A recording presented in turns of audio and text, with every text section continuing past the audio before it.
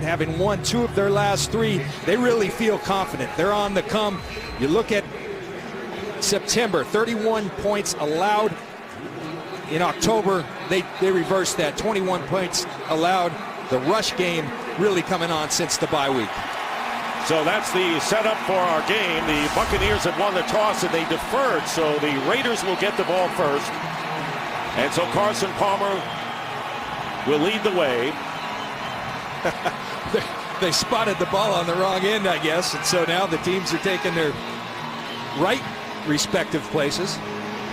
Of course, these teams face each other in Super Bowl 37, with Tampa Bay winning 48-21 back in 2003, and a game that my partner here remembers so well. And both teams have really struggled since.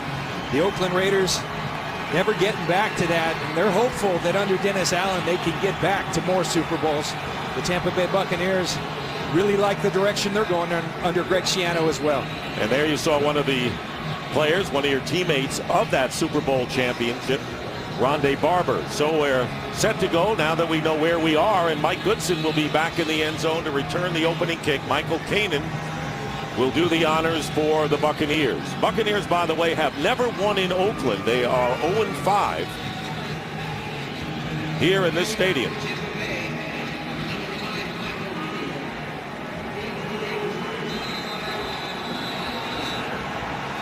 One of these teams will get to the 500 mark. For them at the halfway mark at 4-4. And the kickoff into the end zone and run out by Goodson. Mike Goodson. And he crosses the 15-yard line. And Carson Palmer leading the Raiders, rejuvenated and revived. And last year, after retiring, traded from the Bengals to this club, and he has 13 straight games with 200 or more passing yards. Shocking that that's a team record considering the quarterbacks they've had. Yeah, exactly. We saw Jim Plunkett earlier. Great history. Rich Gann, great history of quarterbacks. Surprising statistic there. And the Snake, Kenny Stabler, as well. First down up from the 17. Throwing on first down and incomplete, intended for Denarius Moore and covered by Eric Wright. Let's take a look at the Oakland offense. They talk about how much they like to run, but they've been more effective throwing it, John. They have, but they would really like to get Darren McFadden going. They feel like they made progress towards that last week in fourth quarter at Kansas City. It's all about these guys up front, though. 2nd and 10. Brandon Myers, the tight end, moving to the left. Play action and going up top. And no receiver was downfield. And a cross up there on the route run. Now let's take a look at the Buccaneers defensively, and they strength is that imposing front line. It starts up front, and you ask Greg Knapp and Carson Palmer, it's the 2 guys in the middle, Gerald McCoy, Roy Miller, the linebackers led by rookie Levante David, and then as you called him, the ageless one, Rondé Barber, playing at an incredibly high level at the free safety position. It'll be 3rd and 10, and we'll have a penalty marker down. Walt Anderson is the referee today.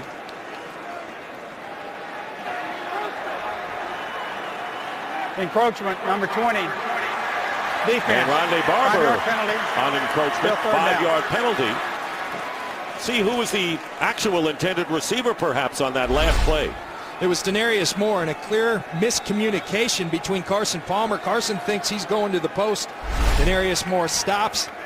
The result, an incomplete pass. Now 3rd and 5 for Tampa. Daquan Bowers, who was activated before the Minnesota game, played in about a dozen plays, is in there now, number 91. Coming off an injury, 3rd and 5, and the pass thrown underneath, and it's caught by Darren McFadden, and a good tackle by Rondé Barber, saving a first down, and the Raiders will have to punt. Well, great open field tackle by Rondé Barber. The Oakland Raiders try to get it to McFadden and trusting him that he can get the rest of the yards, but that's one thing Rondé has done terrifically throughout his career, is tackle. Roscoe Parrish is back deep, and Shane Leckler will punt from inside his 15. Fair catch at the 27, and that's where the Buccaneers will have their first offensive series of the game. And Josh Freeman, and for the Tampa Bay quarterback, unquestionably a rebound year for him, taking control of this offense. And how hot has he been? Well, it's rare when you can do two things: get the ball downfield effectively while at the same time protecting the football. You're playing at a high level. That's exactly what Josh Freeman has done the last 3 weeks, and he's playing the position better than anybody. Starting from the 28.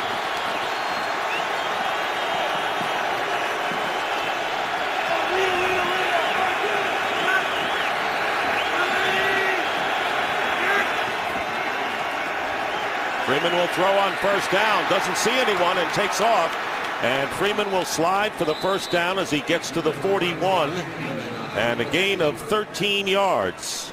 Let's take a look at the Buccaneers offense. We know the skill people have come through, John, but huge loss up front. No doubt about it. You have all this weaponry led by the two receivers, Vincent Jackson and Mike Williams. But it's really on these guys, particularly in the interior. Zutah, Ted Larson, Jamon Meredith, not starters at the beginning of the year. Zutah shifting over to the left guard to fill the big shoes of Carl Nix, who they lost to injury last week for the season. First down from the 41.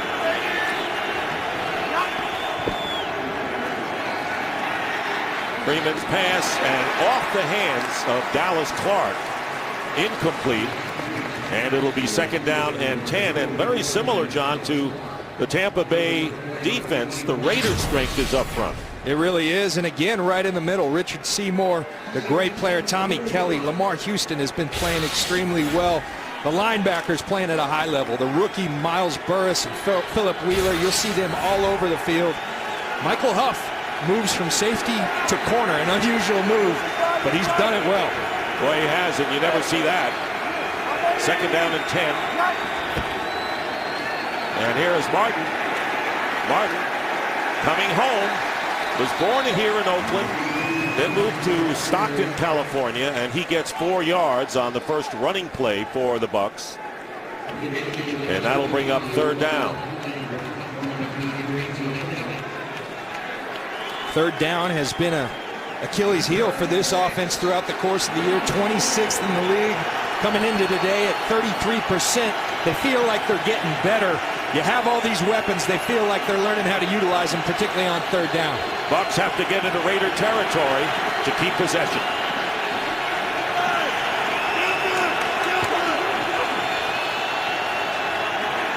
Pressure, and Freeman loses the ball. Josh Freeman fumbles.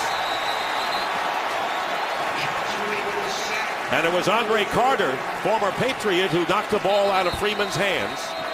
And it's recovered by Tampa Bay. So that is the 5th time this year that Freeman has fumbled. He hasn't lost one yet. You find a weakness in a defense. Carl Nix is out. What do? You go right where he used to play. They go right up the gut with the pressure right over Jeremy Zutah. Miles Burris and Andre Carter get there, cause the fumble, and Zutah at least gets it back for the Tampa Bay Buccaneers. And fortunate, John, to get it back. So back now is Philip Adams for the Raiders, and Michael Kanan will be punting. So a near turnover on the Bucs' first possession, and a great high kick, and Adams will return it from inside the 20, and he'll be buried there, actually back to about the 15-yard line. So the Tampa Bay Buccaneers avoiding disaster as Freeman fumbles. Bucs get it back. No score early in the game. Back here in Oakland, no score. Each team has had the ball once. And Carson Palmer making his 17th start for the Raiders. And an offense more to his liking without question. Starting from the 16.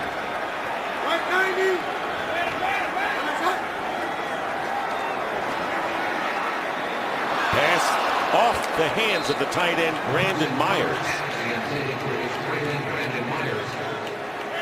Dick, you talk about Carson Palmer. I think we all remember the Raiders trade for him in the middle of the year last year. He had been on the couch, and all of a sudden he's thrown in to what he said was a very chaotic situation. The owner, Al Davis, had just passed away. Hugh Jackson, he said, was the GM. He was the head coach and the offensive coordinator. Second down and 10 from inside the 5, in trouble, and he dumps it off. And tackled at the 15 is Darius Hayward-Bay, the receiver who came up to make the play after good pressure. And we're seeing the no huddle early on by the Raiders, something they used last week. Well, they put a lot on Carson Palmer's plate, and he'll tell you that this year there's so much more calmness and stability, and he really credits Dennis Allen, the new head coach, for bringing that calmness and stability, along with the general manager, Reggie McKenzie. Well, you said the Bucs were not effective on third down offense, but they are defensively. It'll be third down and 11. Daquan Bowers is in the game as a pass rusher, and a penalty flag is down, and a false start call coming up against the Raiders. Number 82, offense. And it's 5-yard against penalty, still third down. Richard Gordon, one of the tight ends. That'll place the ball at the 10 now. That won't make Dennis Allen happy, because it's something he has preached unbelievably since he's been here. He's had good results. He said the pre-snap penalties and the post-snap penalties are the ones we had to get rid of. They've done a nice job. Not right there, though. Third and 16.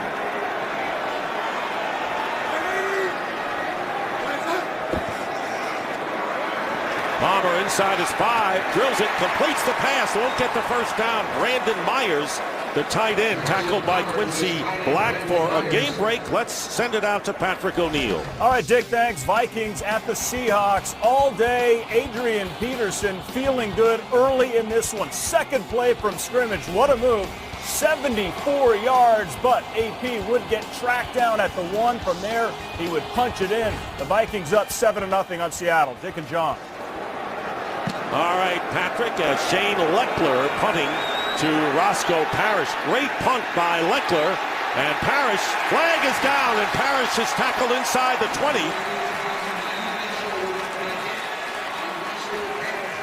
Mike Mitchell with great hustle downfield for the Raiders.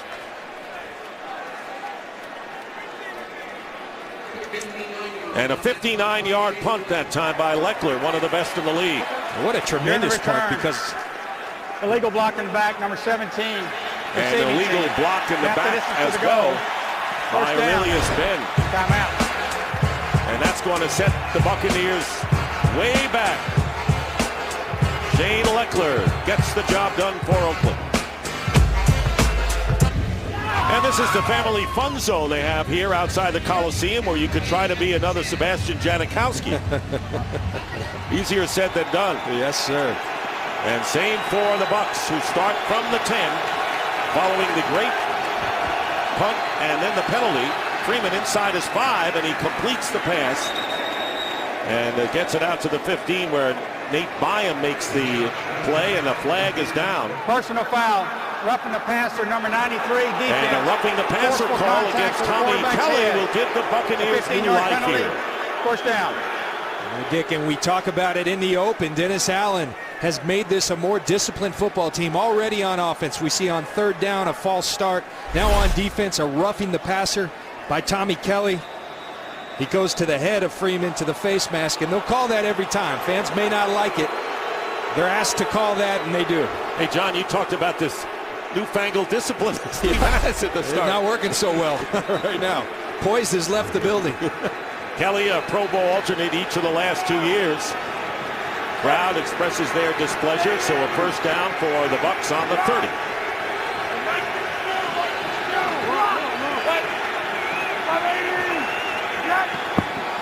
They got breathing room here. Here is Doug Martin. Martin going to the outside, and with a little juke gets a first down before a time on Branch knocks him away, and another flag is down. So that would be a 12-yard gain pending the Personal call. foul, unnecessary roughness, horse collar tackle, number 33, defense. How about this? Penalty, Time on Branch, the strong safety, with a personal foul, tacking on more yards here. They're going to get Tyvon Branch with a horse collar, gets his hands in the pads of Doug Martin, and he's going to make a yank down. The league is on that one as well, and an undisciplined Raiders thus far, and Dennis Allen clearly doesn't like that call. Penalties 2 apiece, but it's deceptive there with critical ones against the Raiders. So the Bucs have a first down on the 43 of Oakland. Play action for Freeman. Goes out to the right to Eric Lorig. And Lorig, the reliable fullback, after the catch, works his way for the first down, picking up 11 yards. Good play by Lorig. Yeah, Eric Lorig, former Stanford fans in the area may remember him as a defensive end, but he converted over to tight end, then to fullback, and he's really coming to his own as a blocking fullback, but also as a weapon in the passing game. They've been utilizing him the last couple of weeks very well. And a gain of 11, so now the Bucs are on the 32 of Oakland after starting from their own 10.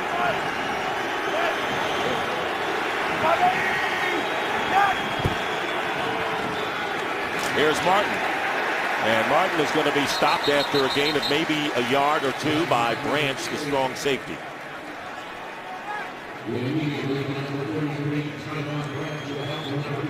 Here's the numbers on this October offense of the Buccaneers. Now, I know when you have a bunch of ones, first, it's points, the important statistic, yards. This team has been explosive, and then yards per play. They've done it in every facet better than anybody in the last 3 games. And they seek to become the first team in franchise history to score 28 or more in 4 consecutive games. 2nd down and 8. Freeman dumps it off to Martin. And Martin runs into a couple of stone walls there, led by Michael Huff, the converted safety, now playing corner, and picks up 5. I think the biggest reason for that success is that they figured out who they were. They had a lot of new players. They had a new coach, new offensive coordinator, and Mike Sullivan, and they focused on what they do well. What they do well, they hand the ball to Doug Martin, run it successfully, then they get it down the field to those big time. I think they've got 2 number 1 receivers in Vincent Jackson and Mike Williams. And this is a big down here for the Raiders, who have allowed the Bucs to march down the field. Penalties a big factor. 3rd down and 3. And here is Freeman's pass, and it's caught. And a first down inside the 20. Mike Williams with his first catch of the game. So the Buccaneers convert a big 3rd down, getting 5 yards. And they're on the 20 now of the Raiders.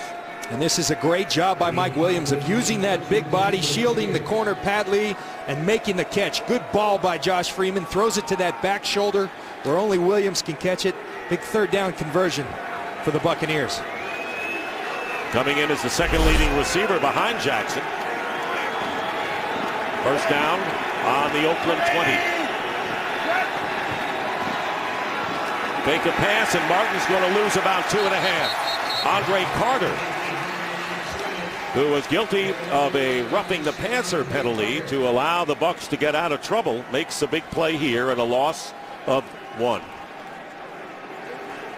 When you look at the loss of Carl Nix, it really, I think, will be felt in this game because you got 2 big men in the middle in Seymour and Tommy Kelly.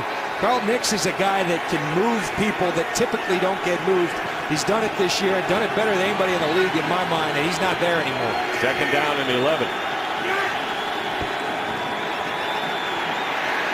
Freeman incomplete to Mike Williams, in good coverage that time by Joselio Hansen, who is the nickelback and the former Eagle, and Andre Carter trying to get to Freeman in the backfield, bringing up 3rd and 11.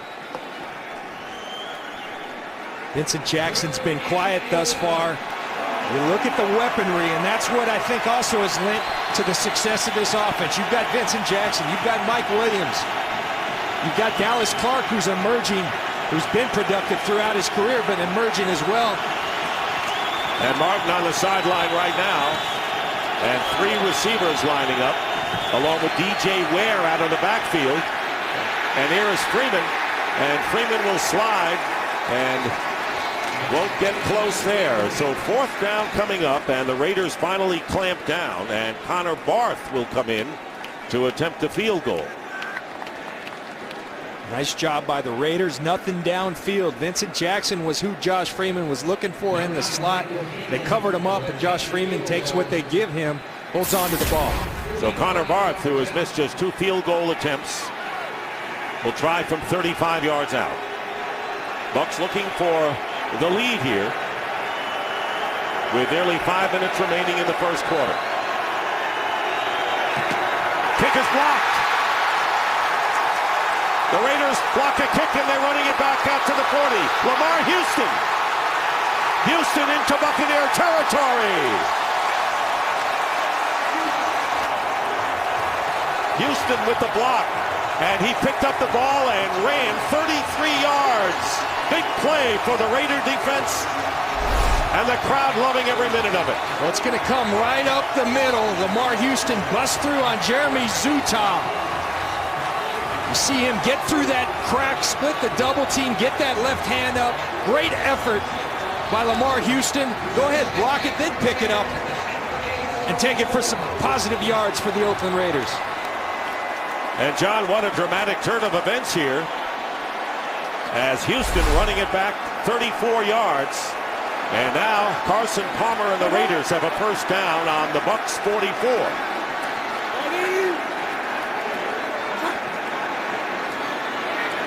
Here is McFadden turning the corner, going down the sideline, and McFadden picking up good yardage.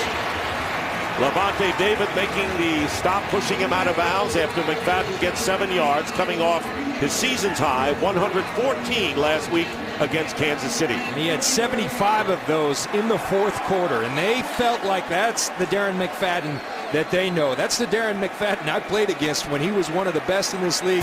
Coming off an injury last year, his legs are underneath him now. They're learning the plays that he likes, and it's coming on for the Oakland Raiders. And on the no huddle, the audible here at 2nd down and 3 from the 37. Palmer, and off the hands of McFadden, and time for a game break. Let's join Patrick O'Neill. All right, Dick, Seahawks making the Vikings pay for a Percy Harvin fumble. The rookie Russell Wilson all day, and he hits Golden Tate 6 yards of the touchdown. Tied at 7. Remember, the Seahawks have the 12th man. They're 3-0 in Seattle. Back to Dick and John. All right, Patrick, tough place to win out in the Pacific Northwest. Loudest outdoor stadium I've ever been in. It's quite an environment up there. 3rd down and 3, and Daquan Bowers, and contact at the line.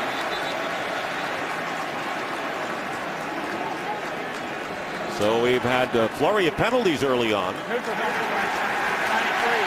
Neutral zone infraction, and that'll result in a first down for the Raiders. It was Gerald McCoy, and the 5-yard penalty will give the Raiders a first down at the 32. Rod Marinelli, who now is the defensive coordinator for the Chicago Bears, used to say, guys, it's pretty simple. Watch the football. Gerald McCoy knows better than that. Gerald McCoy having an outstanding season, but you got to be disciplined. Neither team has been thus far. From the 32, inside handoff to McFadden, trying to get away from a defender. Finally, it was Levante David who chased him from behind, but McFadden picks up 5 yards, and we have under 4 minutes remaining in this first quarter. That's the kind of hits Mark Barron, the outstanding rookie safety, puts on people. Watch the finish at the end of this on Darren McFadden. Hits them so hard their helmets stick together. Mark Barron says, you're going to get to know me. Eric Wright comes out, replaced by the rookie Leonard Johnson at cornerback, number 29, on 2nd down and 5. And here is McFadden. And McFadden, finding running room, has a first down. Getting to the 20. 7 more yards for Darren McFadden, and the Raiders running the ball in Tampa Bay territory. You look at this zone running scheme. Going to stretch it sideways, put your foot in the ground, and get upfield. Darren McFadden, you've been seeing it coming. His feet, I think he's getting used to that he's healthy. Dennis Allen said about him, sometimes you hear so much that you're injury prone, you start believing it. And Darren McFadden, he thought was early in the year. Now he's letting it go, and his talent's taken over. They just said, just go out and play. Pass caught by Marcel Reese. And Reese is wrestled down, lost the ball, and it's still Oakland ball as it went out of bounds. Rondé Barber pressing the play, and a 1-yard pickup. See Rondé Barber with the initial hit, and then it's E.J. Biggers who's going to go after that football and gets it out. The ball goes out of bounds, though. Nice play by E.J. Biggers.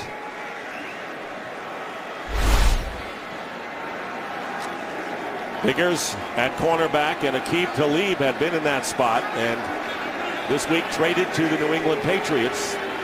It'll be second down and 11 from the 21. Palmer finds an open Mike Goodson up the middle, and Goodson should have another first down at about the 10-yard line with forward progress. It was Barron, the strong safety, and Foster, the middle linebacker, bringing him down. Carson Palmer taking what the Buck defense has given him. If you're going to drop deep, I'll just dump it down to my back, Mike Goodson. Let him do the work. Good tackle by Mark Barron, but it's 10 yards down the field and first down Raiders. And Goodson, who played for the Panthers last year, goes out, and Darren McFadden, who's gained 19 yards on 3 carries, replaces him. First and goal. Here's McFadden, and he's going to be knocked back and lose a couple. And it's Bowers with a loss of about 2. Dick, this is a critical area that the Raiders need to improve in. 31st in the league coming in today in red zone efficiency. You got to score points in this league. When you get it down here, you got to cash in, and you'd like to with touchdowns. Most important thing, you get points. Bowers goes out, and Michael Bennett replaces him. Second down and goal from the 11. No score, a minute remaining in the first quarter. Play action, and Palmer under siege gets rid of it, and it was Leonard Johnson with a corner blitz. The rookie from Iowa State very nearly got to Carson Palmer. Really nice job of Leonard Johnson coming off the top of your screen. You get flat, but then you got to contain the quarterback. He pulls him up, and Carson Palmer does what he has to do and throws the football away. Third and goal, the ball at the 11. Raiders trying to capitalize on the blocked field goal attempt. And huge return. Their target down here has been Denarius Moore. 3 touchdowns in the last 3 weeks. He's in the slot against Eric Wright. And Bowers back in defensively. And here's the pass to the end zone. And intended for Rod Streeter. And covered by Leonard Johnson. So fourth down coming up. And now the Raiders will try to take the lead with a field goal. Really well thrown football by Carson Palmer, but Streeter can't get that ball to come in. He tries to fend off Leonard Johnson with that left arm and tries to make the one-hand catch. Can't make it. And one of the outstanding kickers, Sebastian Janikowski, who's the AFC Special Teams Player for the month, has made 43 straight field goals, 40 and under. This will be a 27-yard attempt to give the Raiders the lead, and he does. So the blocked field goal on one end, the return, and Janikowski giving the Raiders a 3-0 lead.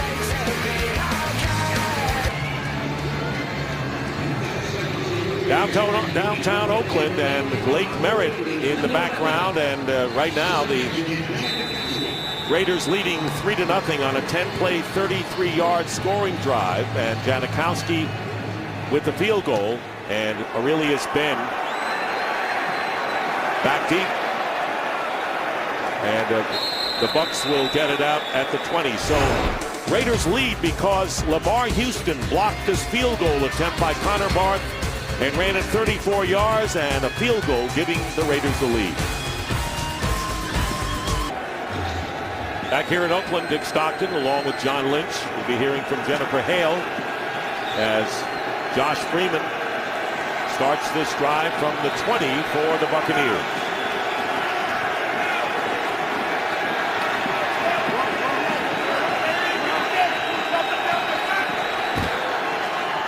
Here's Doug Martin getting an opening, and Martin with a good gain on first down. Flag is thrown as Martin brings it out after a 7-yard pickup. And that'll nullify Eric Lorig, the fullback, holding on the penalty, on the play. An interesting game within the game, chess match type of situation in this game is the Raiders' defensive ability, as you watch Eric Lorig grab his head at the end, but it's the Raiders' ability to stop the run of the Buccaneers with the 7-man front. They do not want to leave Michael Huff and Pat Lee outside on these receivers one-on-one, so they're leaving it up to Richard Seymour, Des Bryant, Tommy Kelly, and the guys to stop the run of the Bucs.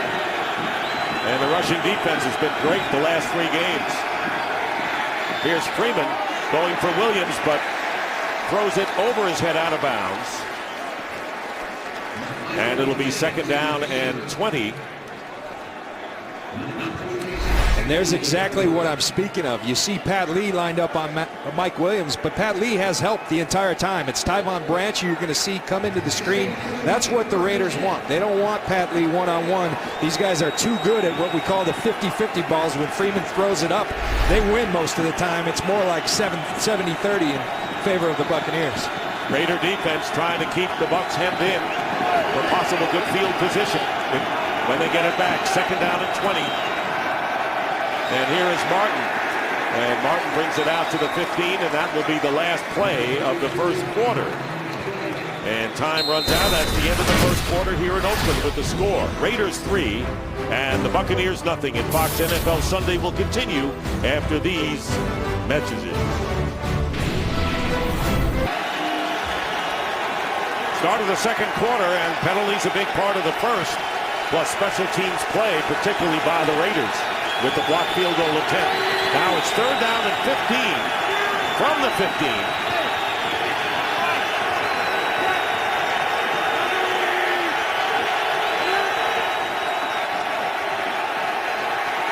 Freeman gets time.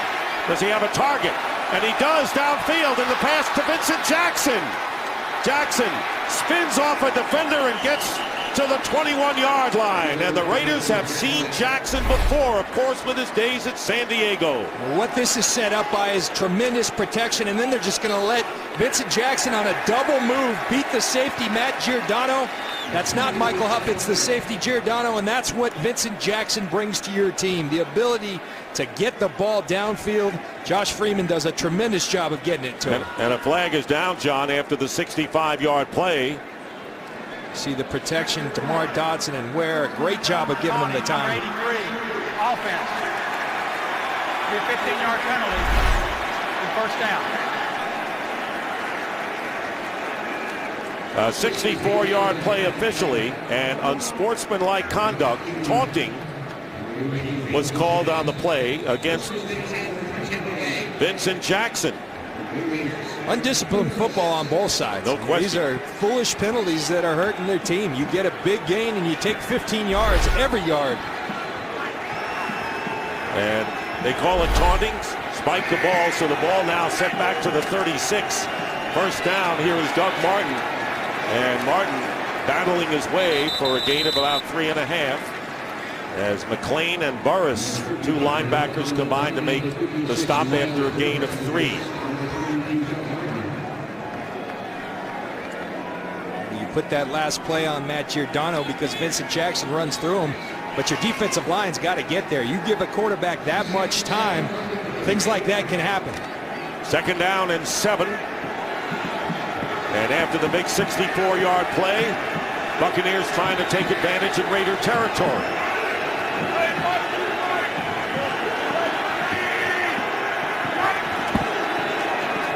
Hand off to Martin, gets some room, and Doug Martin with a first down to the 20, showing the tremendous speed as the rookie from Boise State, and picking up 13.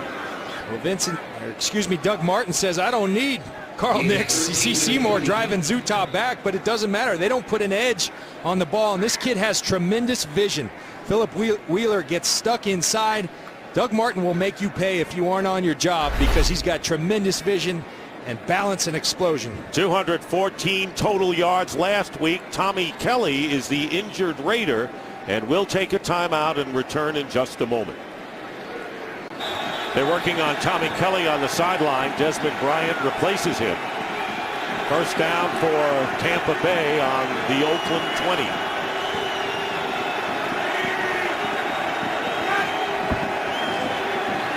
Make the handoff. Jackson.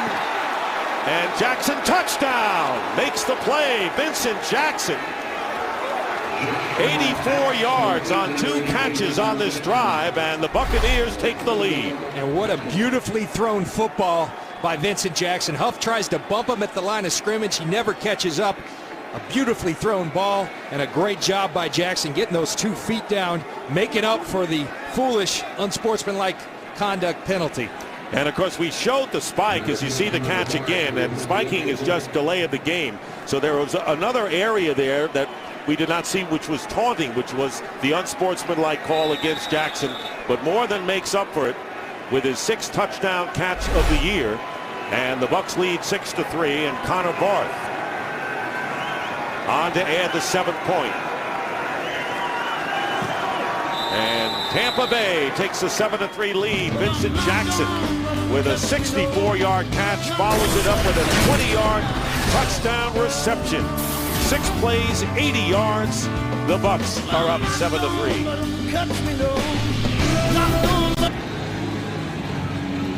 Oakland skyline here as the Buccaneers with a 6-play, 80-yard drive.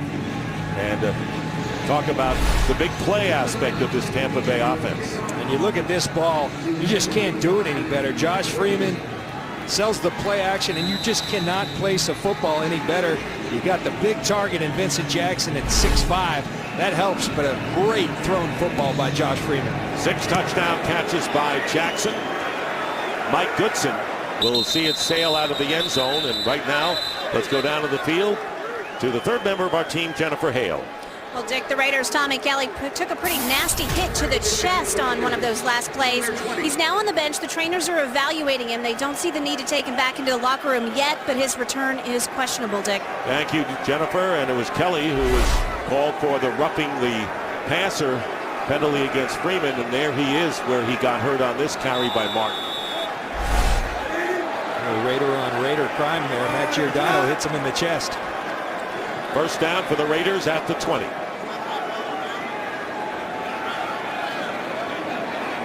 Less than a couple of minutes into this 2nd quarter. Here is McFadden. And it was Levante David who gives ground and a loss on the play for a game break. Let's check in again with Patrick O'Neill. All right, Dick, thanks a lot. Minnesota, Seattle, what a day for AP Adrian Peterson, the league's leading rusher. 10 carries, 105 yards. That's his 2nd touchdown of the day. It's the Vikings, and the Seahawks tied up at 14 in the 2nd. Dick and John. All right, Patrick, big day so far for Peterson. Meanwhile, Palmer completes the pass to the 26 to Hayward Bay, and he'll be stopped about 3.5 yards from the first down. So after a loss on the running play to McFadden, a 9-yard pass to Bay. And an injured Tampa Bay Buck inside the 15-yard line, and let's see. I believe that's Michael Bennett. It is, who was shaken up earlier and came out for a few plays. So Bennett, who happens to be having a career year on the defensive line for Tampa Bay, is hurt. Bennett leading the team with 5 sacks on the sidelines, and Daquan Bowers now in the game. It hurts, you know, because to Daquan Bowers, they want to limit his reps. Remember, he's just coming off injury. You've already lost Adrian Claiborne, your other starting in. It's a big loss if Michael Bennett can't come back. 3rd down and 3 on the Raider 27. Palmer with time, and the pass caught at the 45 by Denarius Moore. Terrific pattern and execution, and a gain of 20 yards and a first down for Oakland near midfield. Good protection gives a guy like Carson Palmer that can throw the football an opportunity to get the ball downfield to Denarius Moore. Denarius Moore with speed runs a tremendous route, not afraid to go inside on the fire. McFadden for 1. You know, when I look at Carson Palmer, Dick, there's long been held by many people in this league, including myself. He hasn't been the same guy since that injury he took way back in 2005 against the Steelers. As I watched film for this game, he's starting to show signs of that guy that we all knew who was in that elite conversation. And he likes this offense. He does. 2nd down and 10. Palmer will dump it off to McFadden, and E.J. Biggers was right there. As for the Bucs plan for Carson Palmer, Greg Schiano talked about we got to get early coverage. If we can get early coverage, we get him off his spot. That's when he will force some turnovers, force some balls. We feel like we can get the ball out on fumbles. Those are Palmer's numbers in his first 16 starts with the Raiders. McFadden comes out. He's carried the ball 6 times and has been used as a receiver twice. Mike Goodson is in at running back on 3rd and 11. 3 receivers, and Carson Palmer goes down inside the 40, and that is the first sack of the game for Tampa Bay, and it's a combination of McCoy and Bowers. That's a nice sign for Buccaneer fans. Daquan Bowers, remember at one point this was going to be the #1 pick in last year's draft. Hurts his Achilles this offseason, making a miraculous comeback, back and playing. Shows up on the field for the Bucs. And remember Adrian Claiborne, and we're going to have a roughing or running into the kicker penalty. And calling for the fair catch is Parrish. And Adam Hayward running in to the Personal punter, foul. Shane Leckler. Roughing the kicker. And it's roughing the kicker. Defense, 15-yard penalty, first down. And an automatic first down for the Raiders. And a good call by Walt Anderson. That's one of the things the Buccaneers believe in. They come after the opposing punters on kicks. Adam Hayward, one of the best special teams players in this league, makes a critical mistake, and it will give the Raiders the football back. 6th penalty against the Buccaneers. And special teams plays have figured large so far with the blocked field goal attempt, leading to the field goal for the Raiders, and now roughing the kicker, giving the Raiders the ball in Tampa Bay territory at the 47. They got to get Darren McFadden going again. They had him going early. The Buccaneers have made a nice adjustment, attacking more downhill. They just got to get him a seam, because they get him into the second level. He can hit the home run on any given play. First down, and here is McFadden. No gain on the play. So where has the discipline been in this game for both sides? Not a whole lot of it. It's been a sloppy game. And penalties, you know, sometimes there's penalties in the game that don't really hurt their team. They've really hurt their team in this game. Goodson will replace McFadden, who has gained 17 yards on 7 carries. Average of less than 2.5.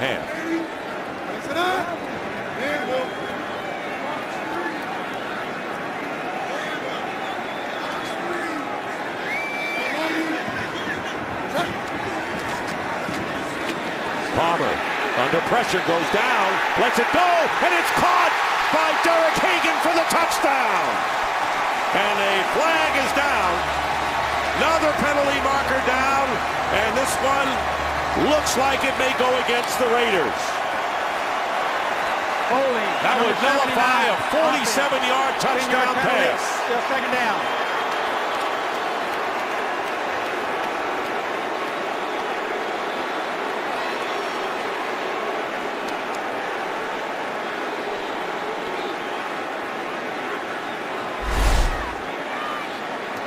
Going to get the hold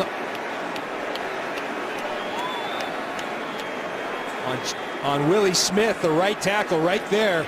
And Carson Palmer just makes a tremendous throw, but it's all for naught on the hold by Willie Smith. Again, the lack of discipline hurting both teams. Can't do it.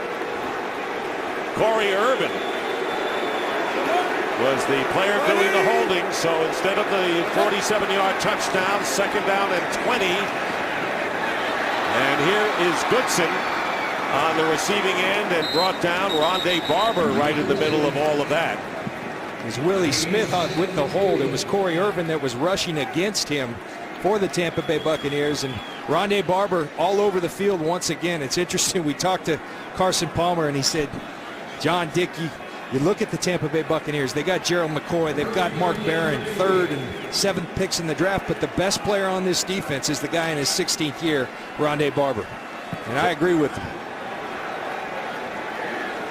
It's amazing what he has done. Moving to safety from cornerback, playing at the highest level still. 3rd down and 13, and the pass incomplete, intended for Brandon Myers, the tight end downfield. So 4th down coming up, and Shane Leckler will come in to punt for the Raiders. So the holding penalty against Willie Smith, preventing the touchdown, and the Raiders missing out on a score, and Roscoe Parrish will go back deep as Leckler kicks. And they're going to fake, and the pass is caught. And the ball knocked loose. And they are shy of the first down by a big margin there. Taiwan Jones on the receiving end of that catch on fourth down. So a little gimmickry here by the Oakland Raiders. The holding penalty negating a big touchdown attempt by the Raiders, and it remains 7-3 Bucks.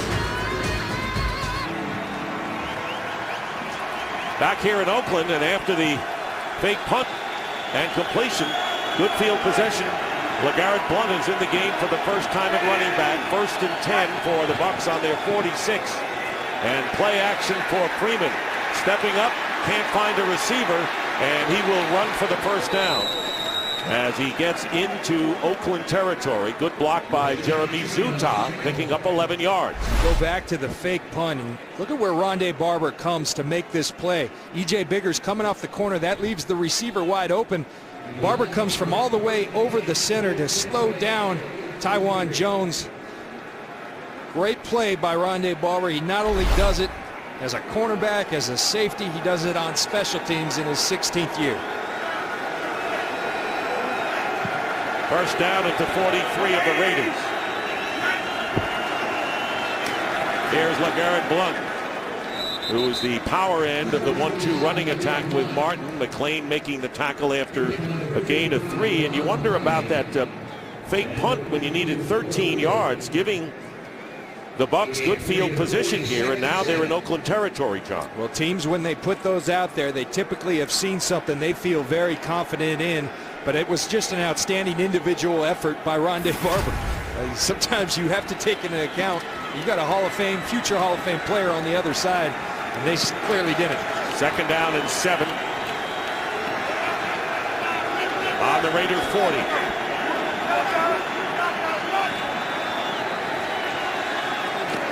And the pass caught by Luke Stocker, and he picks up a few. It's game break time, and let's check in again with Patrick O'Neill. Big Steelers at the Giants. Ben Roethlisberger, 4 yards back of the end zone. Emmanuel Sanders, both feet in. That 11-play drive coming off an Eli Manning interception. Steelers had to fly in this morning due to the devastation of Superstorm Sandy. They have a 7-0 lead. Nick and John. Would you have liked to have flown in the day of the game? We used to do it in preseason under Tony Dungy. He tried to put us in an adverse situation. Tough to do. The Steelers seem to be reacting fine. 3rd down and 5. Freeman under a press and gets rid of it. He had pressure coming from behind. And so 4th down coming up. And Michael Kanan will come in to kick the ball away with 5:43 remaining in the half. And the Buccaneers leading by 7-3. Pressure came from Andre Carter, a guy that they signed early this season after being waived by New England last year. They signed him in September. He hasn't produced a whole bunch, but he's producing out here today. Kanan will kick from about midfield, and Phillip Adams, who played for the Seahawks last year. And Kanan trying to keep it in the field of play. And it is touched and kept in by the Bucks, and they'll down it at around the 5-yard line. Aurelius Ben was the first to touch it to keep it in play. So there's Ben. And the rest of the special teams group took over, pinning back the Raiders. Fox Sports is your home for the UFC beginning on Friday with a new episode of The Ultimate Fighter on FX. Saturday, it's UFC on Fuel TV 6 live from Macau, China. And then on Saturday, December 8th, the UFC returns to broadcast television with the UFC on Fox 5. 1st and 10 from the end zone. Carson Palmer has a completed pass to Darius Hayward-Bay, and a 1st down out to the 20. By the way, Benson Henderson will put his lightweight championship on the line against Nate Diaz. So Fox Sports is the place to turn to for hard-hitting UFC action all season long. And a 14-yard gain gets the Raiders out of trouble. I think Hayward Bay is a perfect example of what Dennis Allen has brought to this team, along with Greg Knapp, the offensive coordinator. Before this year, he was pure speed. That's all he was known for. Now he's running good routes. He's being physical. And here is Goodson, and he'll be hit from behind by Mark Barron, rookie from Alabama, and maybe no gain on the play. What a comeback for Barron's Alabama Crimson Tide, coming back and beating LSU in the late stages last night. And Mark Barron and Rondé Barber, what an interesting relationship they have. Greg Schiano says it's Rondé Barber, ton of experience in the league, none at safety until this year. Mark Barron, no experience in the league, but a ton at safety. And so they've complemented and helped each other through this process. But Barron's a lucky guy, to say the least. Carson Palmer goes down, and it's Michael Bennett who is returned to the lineup after being shaken up, and his 6th sack of the season and a loss of 7 yards. Well, he's been nicked a couple times today, but you're going to see him working against Willie Smith up top. And this guy is having an outstanding season, playing at a Pro Bowl level, his 6th sack of the year, but he's making contributions in the run game, the pass game. He's been all over the field for the Buccaneers. And that'll bring up 3rd down and 17. Raiders are 1 for 6 in 3rd down conversions. And John talked about the negative plays that the Buccaneer defense always seems to come up with. Here's the pass out to Myers, and Myers is tackled at the 20, the original line of scrimmage, by Eric Wright. So Eric Wright playing despite an Achilles injury and a possible suspension. Same one experienced by Aqib Talib.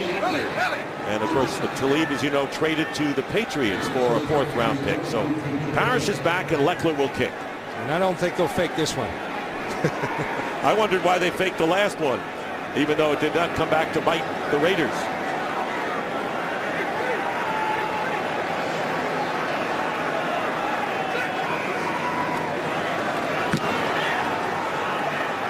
Lower kick and returnable for Parrish at the 25.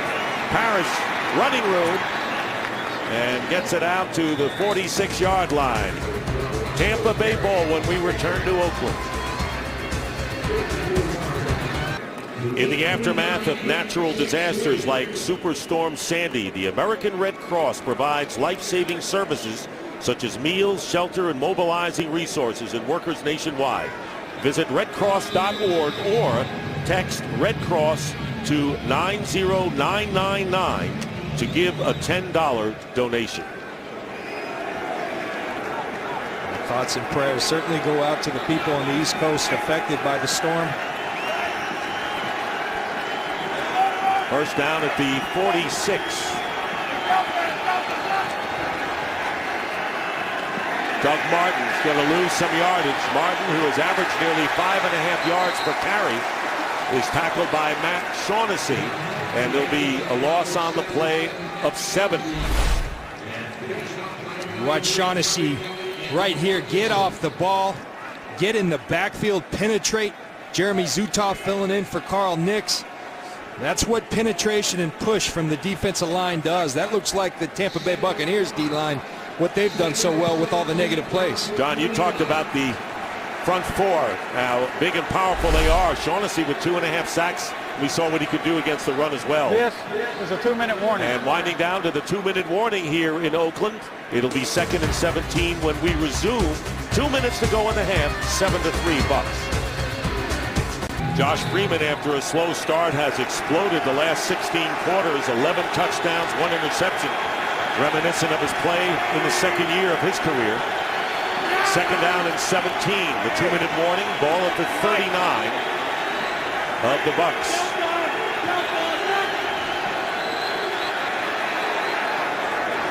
And the receiver fell down, but the pass was thrown closer to Dallas Clark. Tyquan Underwood was the receiver who slipped, and Miles Burris putting the pressure on Freeman. 3rd down and 17. Both teams have all 3 timeouts remaining.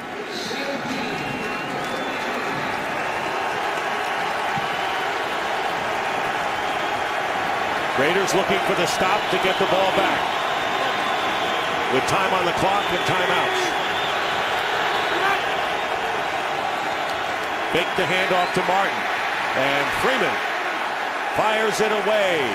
And this time it was Richard Seymour who came storming in on Josh Freeman, bringing up 4th down in a punting situation.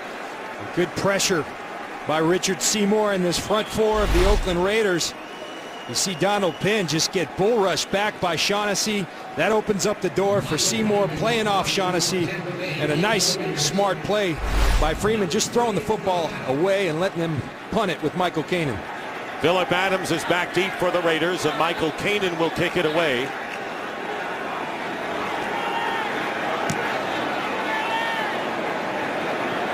And this kick will go out of bounds around the 20.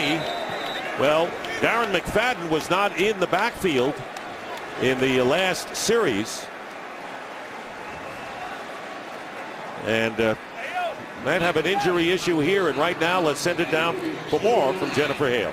Dick, possibly a big blow for this Raiders rushing game. Darren McFadden is now in the Black and Silver's locker room getting x-rays on that lower right leg, and his return is doubtful for this game. Dick? Big blow, John, if they lose McFadden. I think it was reported to Jennifer as lower right leg. It looked like the left ankle right there of Darren McFadden on that replay. E.J. Biggers tries to tackle him at the legs, and looks like that left ankle twisted.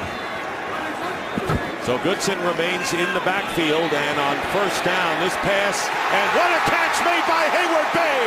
One-handed catch, and a flag is down at the 39 of Tampa Bay, as Hayward Bay with a circus catch gets 46 yards and the flag.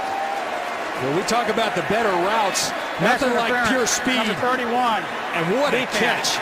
We talked about Hayward Bay, who struggled early in his career to catch the football. His hands have improved mightily, but again, that's pure speed and tremendous concentration. And what a throw by Carson Palmer. We told you about explosive plays in the Simplify the Game segment. Both teams now starting to be explosive on offense. And that's what they both want.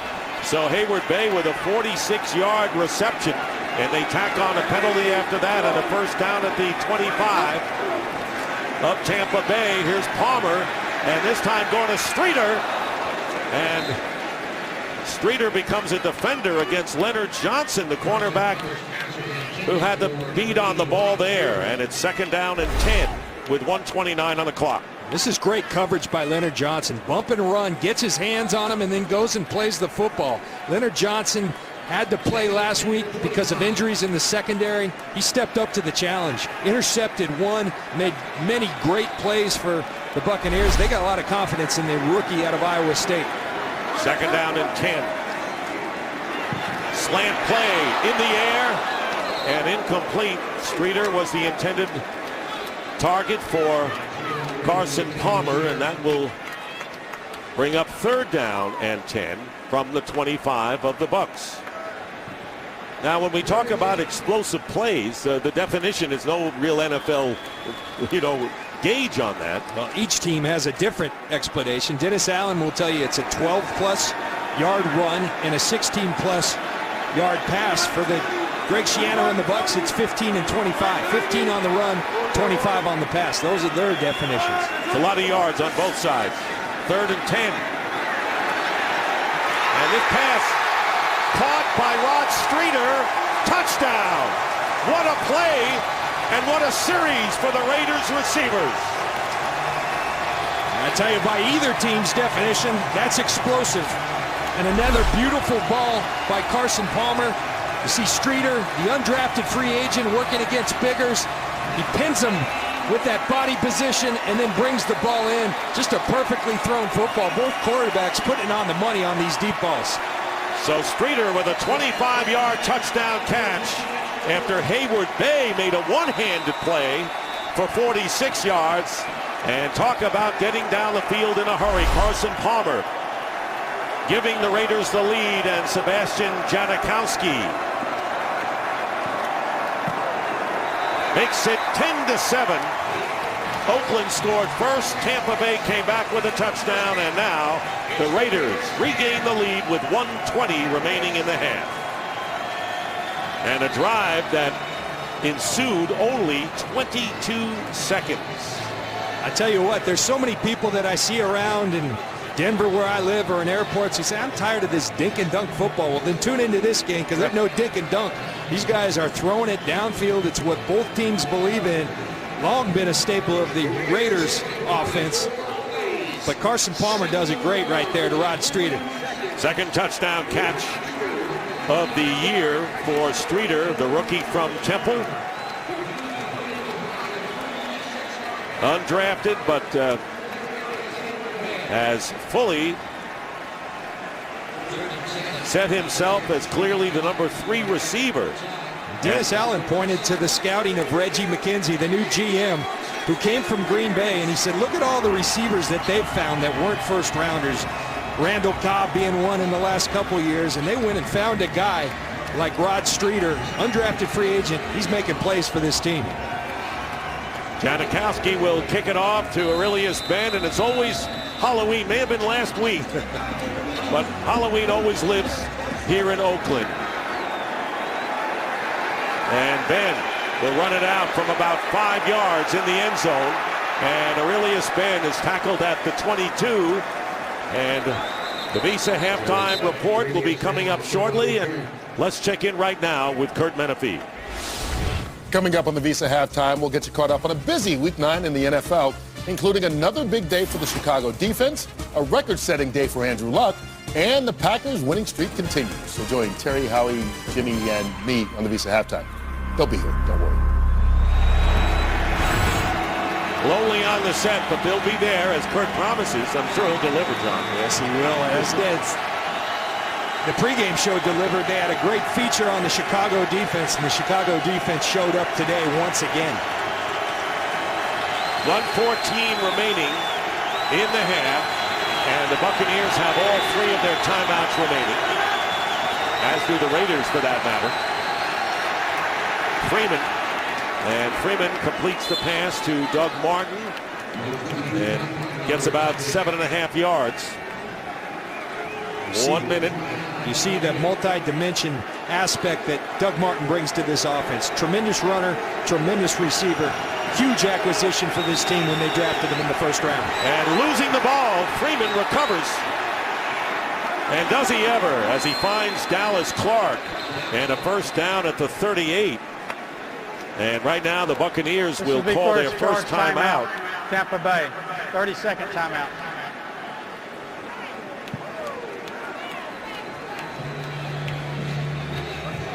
Well, the Packers have won 5 of their last 6.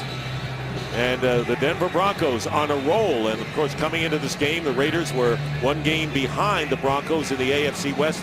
And how about the Bears? They're on a tear.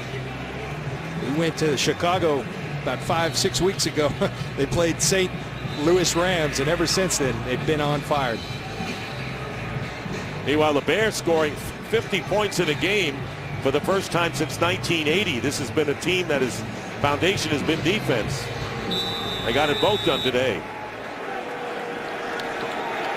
44 seconds remaining in the half. First down on the 39 of the Bucs. They have 2 timeouts left.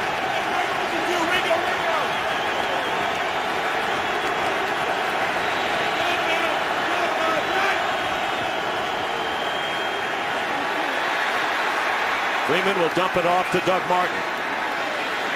Martin's still on his feet and reverses and gets tackled, giving ground, and ends up with a 1-yard gain on the play. This is the second charge timeout. And now the Buccaneers call a timeout. And there is Connor Barth, just in case he has an opportunity for a field goal. Well, Fox tonight, the most animated night on TV, returns. Don't miss Animation Domination with all new episodes of your favorite comedies: The Cleveland Show, The Simpsons, Bob's Burgers, Family Guy, and American Dad. All new episodes of Animation Domination are back, all starting tonight at 7:30, 6:30 Central on Fox. How about this, John? The Raiders, for the 8th straight game, have scored in the last 2 minutes of the half. You know, and that's what good football teams do. Long heard the Atlanta Falcons and Mike Smith talk about that. Good teams do it. It gives you momentum or it gets you back in games. One of the things Atlanta prides itself on.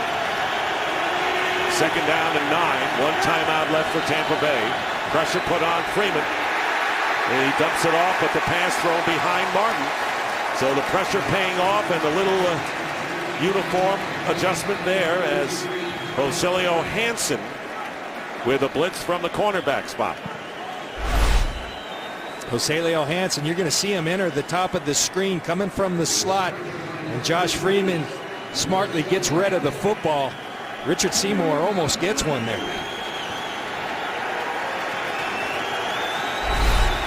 Remember, the Buccaneers have never beaten the Raiders here in Oakland. 0-5. And the Raiders leading 10-7. It'll be third down and 9. 29 seconds left. Freeman finds Williams, and Williams gets inside the 40, and a first down in Oakland territory, picking up 22 yards.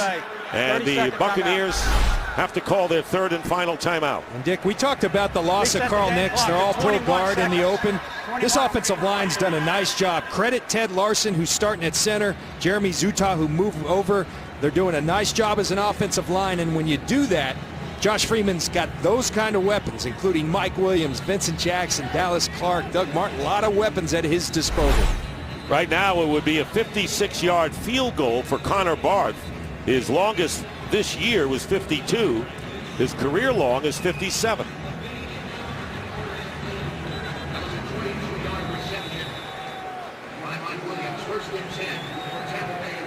.21 seconds remaining in the half, and the Bucs are out of timeouts. First down on the 38 of Oakland.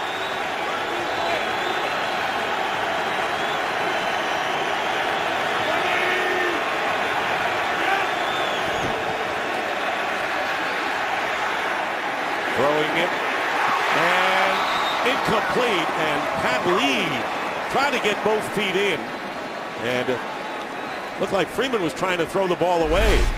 That was a careless throw, really was. Pat Lee should have got both feet in here. Gets that left foot down, but that's just a careless throw by Josh Freeman. You're going to throw it away or take the sack. Doesn't even get 1 foot in. Wouldn't have been good in college. Second and 10. But the big factor here is the clock. 16 seconds remaining in the half. No timeouts for the Buccaneers.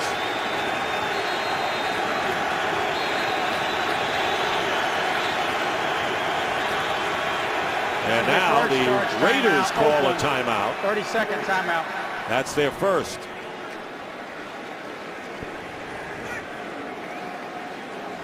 Well, we mentioned that the Bucs have not won here, but they certainly have beaten the Raiders. And you were a proud member of that Super Bowl 37 victory back in January of 2003 in a resounding 48-21 victory. And you know what? To win a Super Bowl in your hometown and have Jake, your son, with you, doesn't get better than that. No, it doesn't. I tell you what, I only wear this ring when I broadcast, but you know, where we came from as the Bucs, we were referred to as the Yucks when I was drafted in the early 90s. And, you know, I know it came at the expense of the Oakland Raiders, and I hear about it every time I'm at this stadium. But what a tremendous memory. And in 2 weeks, we're going to have our 10-year anniversary for that. So it'll be a lot of fun. You know, they call this a rematch. It's hardly a rematch. That was the Super Bowl. This is a regular season game, and just a couple of people remain from it. Second and 10 with 16 seconds to go. And no timeouts. And the handoff flag is down. False start. Well, that's the last thing the Buccaneers need if they want to try a long field goal attempt, is to lose 5 more. Snap infraction, number 62, offense. 5-yard penalty. Still second down. Ted Larson, who is playing center, as John mentioned, with Jeremy Zuttah moving to left guard without Nix in the lineup.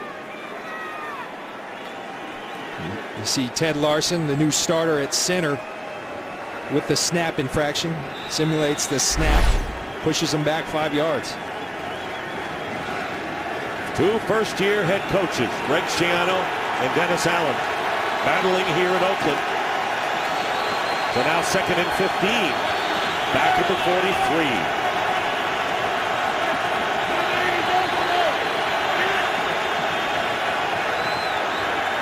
Swinging out to Martin. And Martin going out of bounds and stopping the clock with 11 seconds remaining. The ball is at the 35. So it would be a 52-yard try now, and Connor Barth is going to come onto the field. His longest this year has been 52 yards. Well, they sent him on. Now they're going to send him right back off. They have 11 seconds remaining.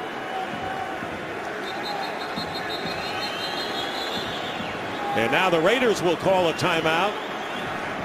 This is the second charge timeout. That's their Oakland, second timeout. 32nd One left timeout. for them.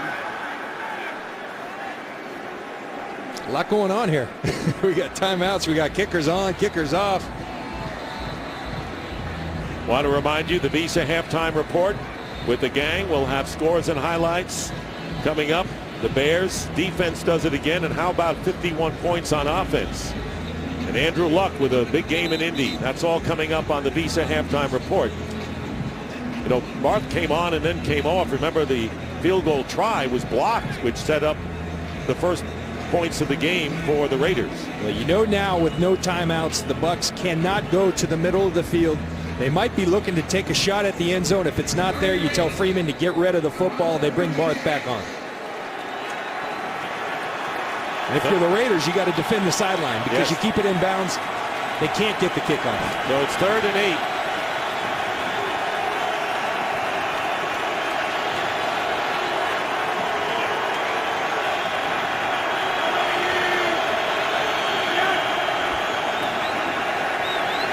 Time a factor.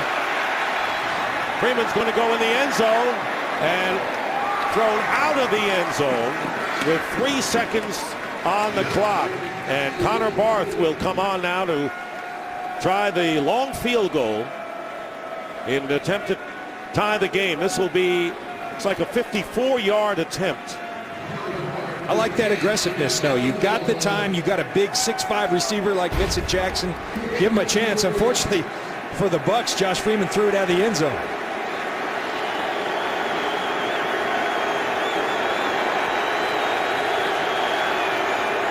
Looking to tie the score at halftime is Connor Barth.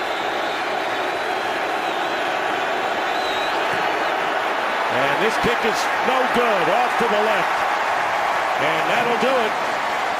The Raiders take a 10-7 lead at the half over the Bucs. And we now go to Kurt Menefee in Los Angeles for the Visa halftime, which starts now. We go back to Oakland, where the Raiders will take a 10-7 lead over the Bucs into the third quarter. Want to remind you, as we look at halftime stats, the explosive play is a big part of this game for the Raiders, although Tampa Bay has outgained them in both rushing and passing. And you wonder with the big plays we've seen so far in the game whether we're in for more of that type. Well, I think that's what these teams are. That's what they thrive on. Both coaches talked about it. We got to get them on offense. We got to limit them on defense. They haven't done so well on defense. They've both been explosive offensively. They are not dink and dunk down the field offense. They're home run hitting offenses. Now the third down, I think that becomes key because neither team's been good on third down offense. And of course you wonder about Darren McFadden, as we tell you to follow your favorite team all season long. Go to itunes.com/NFL. See what the situation is with McFadden. Meanwhile, Tampa Bay, which won the toss and deferred, will get the ball first. They're the two quarterbacks getting set to go to work, and it'll be Freeman first. Aurelius Ben. And he will down it in the end zone. And the Bucs will start from the 20 in this three-point game. And right now, let's check in with Jennifer Hale. Well, Dick, I spoke with Coach Dennis Allen about the explosive plays. He's happy with what he's seen on offense, but not happy with what his defense has given up. We also talked about Darren McFadden, and regardless of his return, Coach says the silver and black will stick indeed with their run game. Greg Schiano over on the other side, not happy with the penalties his team is getting either. He says this whole game his team has just been a half step behind the Raiders, and he's told them they need to calm down and settle in. Dick? Good advice, Jennifer. Thank you very much. although the Raiders only have 17 yards rushing in the game. The Bucs from the 20.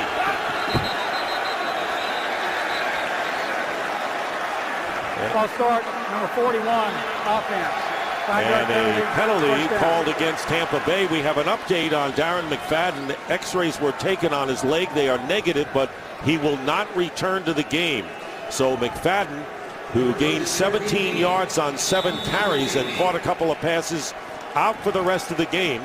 So that'll mean more work for the likes of Mike Goodson and maybe Tywan Jones as well. Penalties also a big part of this story. Tampa Bay doubled up Oakland. 1st and 15. Freeman slipped for a moment, off balance, and Dallas Clark. Does he hold on to it and have control? And he does. Good play by Clark. And a gain of 12 yards with Wheeler defending. Remember, the left guard, Carl Nix, is out, so what are they going to do? Run a little cross dog, try to bring pressure right where he isn't. This offensive line, along with Eric Lord, continues to do a nice job of protection. They're standing up well, and Dallas Clark goes and plucks that football and holds on to it. Takes great strength from Clark. 2nd down and 3, and Doug Martin 1st down and nearly broke another tackle as he carries it out to the 36, picking up 9 more yards. Lamar Houston, who blocked a kick, made the tackle here. And look at this balance. I mean, I think that's the one thing you see with him. He's only 5'9", but people just bounce off him. He's strong. And we talked about that balance with him. We said anything that you attribute that to. He said a lot of work in the weight room, and then, you know, by the way, I was a break dancer as a kid. I think that break dancing helps that balance. Boy, and he can never do that. 1st down at the 36 of Tampa Bay. They go again to Martin, and Martin dives forward and gets about nearly 8 yards. And we'll call it closer to 7, and he's averaged nearly 5 yards a carry. Those are Freeman's numbers. And Martin and Jackson, who has 2 catches, including the touchdown reception. This is impressive, and remember, the more success they have doing this, Oakland now might have to dedicate a safety to help on that run defense. That leaves Jackson and Williams one-on-one outside. 2nd down and 4.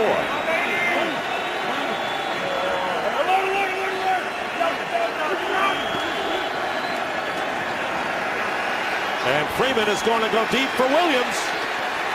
And the pass is incomplete. Double coverage downfield. Tyvon Branch had the ball bounce off his helmet, and Pat Lee was down there as well. Well, that's just what they do. They get the one-on-one coverage. That's Tyvon Branch coming from the middle of the field. Tremendous range. But Josh Freeman, when he sees one safety get involved in the run, leaving receivers outside one-on-one, he's going to take that shot every time because he trusts his receivers to make those plays. You made a good point. You better tune into this game if you want to see big, long passing attempts, because we've had them on both sides. Now it's 3rd and 4. They both believe if you're going to throw it, go ahead and get your money's worth.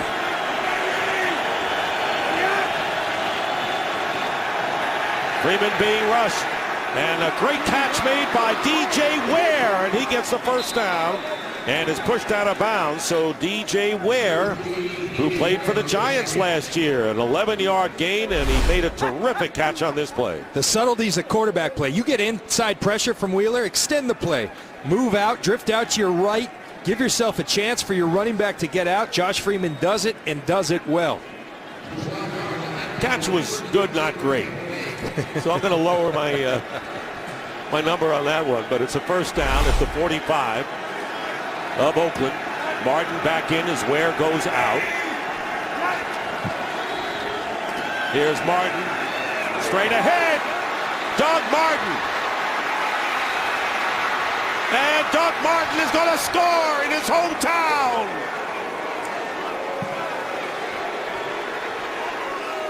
Here's a little breakdancing there. 45-yard run by Doug Martin, coming back home on a spectacular run up the middle and then out racing the secondary. And watch the burst. First of all, the vision, then he hides back there. Remember, he's only 5'9", and then once he gets out there, pure speed, outrunning Tyvon Branch, who can get it himself. That's outstanding running. We saw him bust out versus Minnesota last week. His head coach challenged him, can you do it consistently, particularly at your hometown? And the answer is yes thus far. And Connor Barth in this seesaw game looking for the 14th point, and now the Buccaneers regain the lead 14-10, and that was the longest run from scrimmage this year for the Buccaneers. 45 yards, and Martin with the touchdown, his 4th this year. So a spectacular run by Doug Martin, 45 yards, capping a very impressive Tampa Bay drive to start this third quarter. Now you know why they deferred, I guess, and 92 yards in the game for Martin and 113 total yards. He had 214 last week. And really credit this offensive line. Without Carl Nix, they're standing up. Mike Goodson will see it sail out of the end zone, and for more on Doug Martin coming home today, here's Jennifer Hale. Well, Dick, Doug Martin's nickname in college was the muscle hamster. He hates it, but it's stuck. His teammates at Boise State coined the phrase because he could outlift several linemen. Back then, tell you what, he was squatting 550, benching 410. He tells me he has let off the gas a little now, Dick. And he can outdance the linemen as well, Jennifer, and break dancing, and he can do all of that. And he gives the Buccaneers the lead by 4, still early in this third quarter. 1st and 10. And here is Goodson, who was forced in there with Darren McFadden out for the rest of the game, as again, x-rays on his injured leg negative. And a 1-yard pickup, Daniel Teo-Nesheim making the stop on Goodson. And this Buccaneer defense has really done a nice job of adjusting. Early on, McFadden had some success running the football. When McFadden was in there, they buckled up, they tightened up their run fits, and they're playing outstanding run defense right now. 2nd down and 10 at the 20.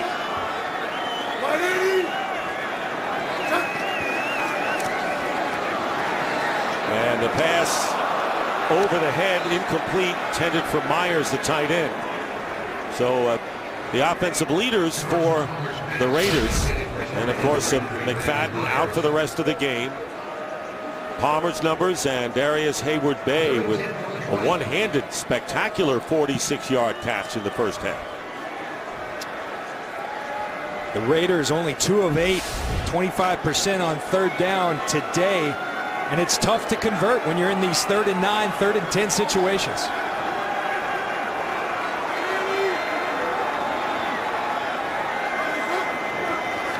Third and 10, short drop, and the pass out to Goodson, or Richard Gordon, the tight end. And Gordon makes the catch, but he'll be short of the first down by a couple of yards. So credit Rondé Barber and E.J. Biggers from the Bucs secondary for preventing first down in a punting situation. And that's good defense. We're going to give the ball. Go ahead, take the throw in front of us, but we're going to tackle you before you get to that line to gain. Rondé Barber does it again with the help of E.J. Biggers. So Shane Leckler will be kicking from inside his 20. Roscoe Parrish. Leckler with another beauty. Backing up is Parrish inside the 15. Here's Parrish cutting upfield, directing traffic, and Roscoe Parrish with the best punt return of the year for the Buccaneers. And the Buccaneers vaunted offense, averaging 34 in the last 3. They have 14, but they're in front. Different story today. The Raiders allowing only 67 yards rushing in the last 3. Different today as Doug Martin carries out to the 45 and a gain of 5. So 128 rushing yards today by the Bucs against the Raiders, and we have a lot of time remaining still in the third. And Dennis Allen will tell you the run defense, and they had been very good, as you just said, Dick, is all about accountability. It's about being where you're supposed to be when you're supposed to be there. It's also about tackling, and they aren't doing that right now. Doug Martin's a big reason why. And he's going right up the middle, right up the gut on this. Right at their strength. 2nd down and 5. They fake to Martin.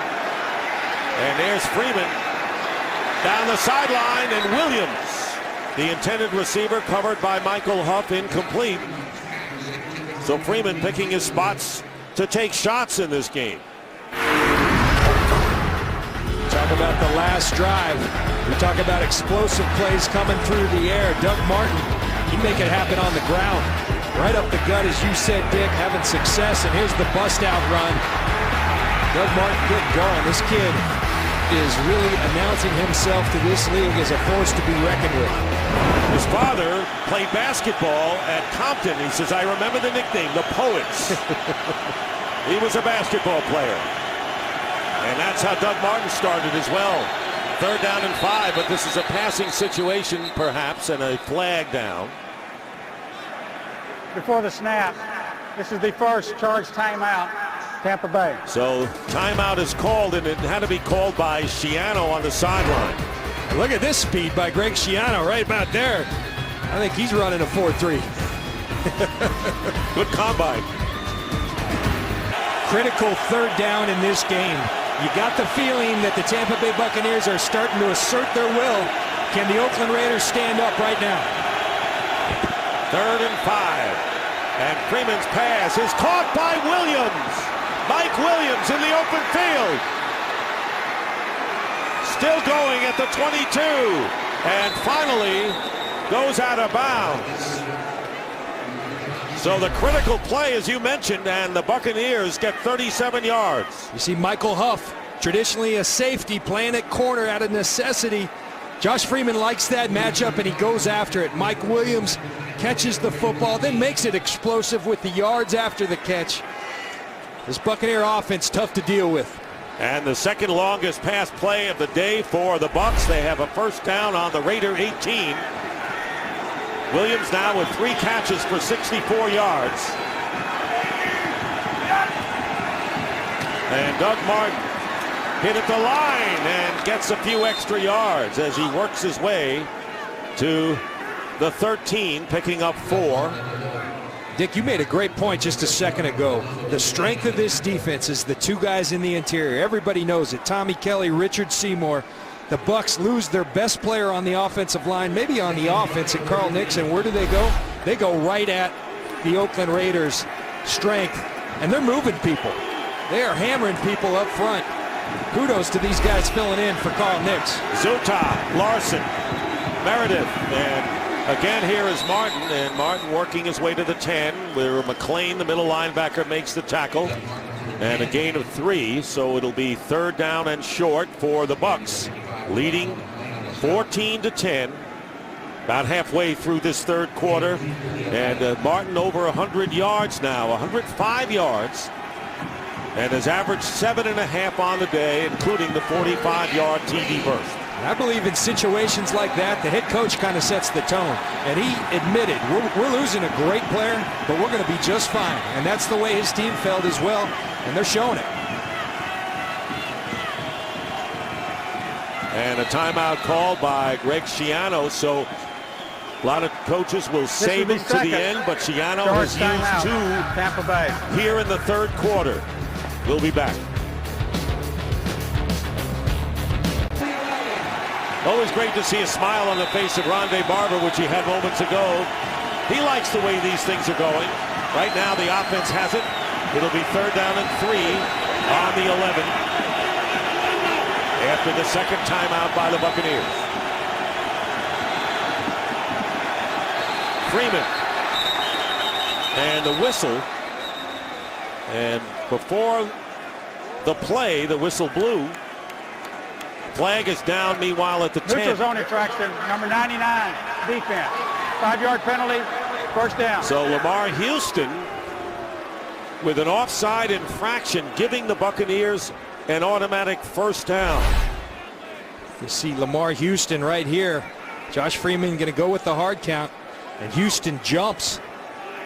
That gets DeMar Dotson to jump, but it may have been a good thing for the Raiders, because I think that was touchdown Buccaneers to Mike Williams as he brought down the ball.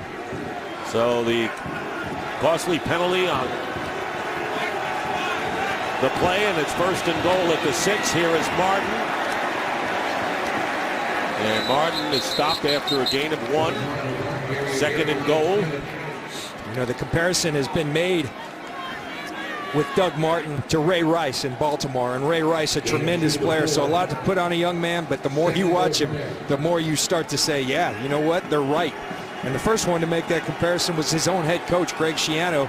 He coached Ray Rice at Rutgers, so he would know. Martin came in third in average yards per scrimmage behind Peterson and Rice. Now it's second and goal from the 4, and play action. And Freeman's pass into the end zone. Williams, touchdown!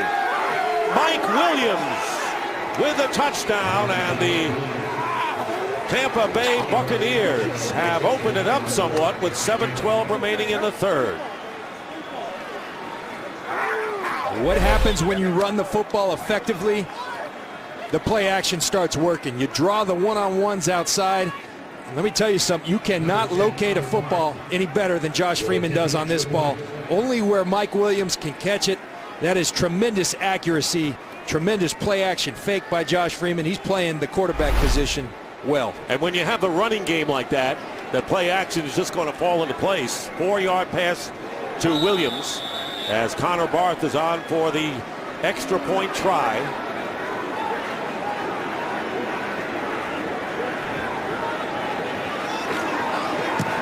And it's 21-10 Tampa Bay. So Jackson and Williams, the two outstanding receivers, each with a touchdown catch today. And on the year, they have 11 between them. The whole deal. I mean, look at the hard sell. That looks like a Peyton Manning type play action. Even sells a little further by ducking to hide himself, hide the ball, stands tall in the pocket. Perfect mechanics throwing the football, and as I mentioned before, you can't locate it any better. And Mike Williams plucks it. It's good all around, and that's why they're the top offense in football over the last 4 games. And Freeman now with 12 touchdown passes, only 1 interception since the second half against the Redskins. And there is Greg Schiano congratulating the troops. He says, look, I'm hard on them during the week. I'm really tough.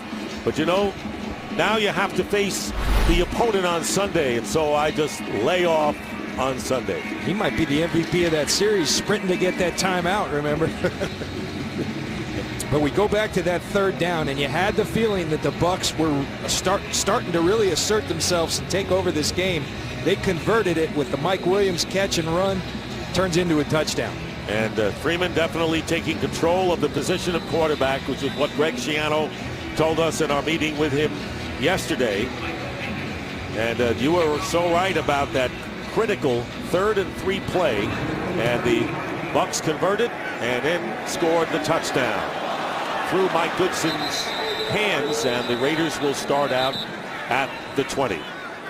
Well, call Star NFL to download NFL Mobile now and get coverage of every NFL game.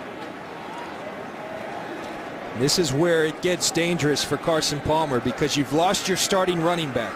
You shouldn't have abandoned your game plan, but your game plan somewhat goes out the door when you don't have your starting running back, your stud at running back in Darren McFadden. And this is where the Bucs thrive. When they know you're going to throw, they start creating turnovers. McFadden had a leg injury, had x-rays, they were negative, but won't be back. Play action for Palmer, and he'll go to Marcel Reese. And Reese, the fullback, tackled by Levante David after picking up 6.5 yards that last scoring drive. 60 yards in 7 plays. Levante David, what a young find they found in Levante David in the 2nd round of this year's draft. He's a guy, talked to Brian Cox, the front 7 coach down on the field. He said, John, he sees it and he knows how to finish. Testament to him and how they believe in him. He's got the communicating. He calls the signals in the huddle for the Tampa Bay Buccaneers as a rookie.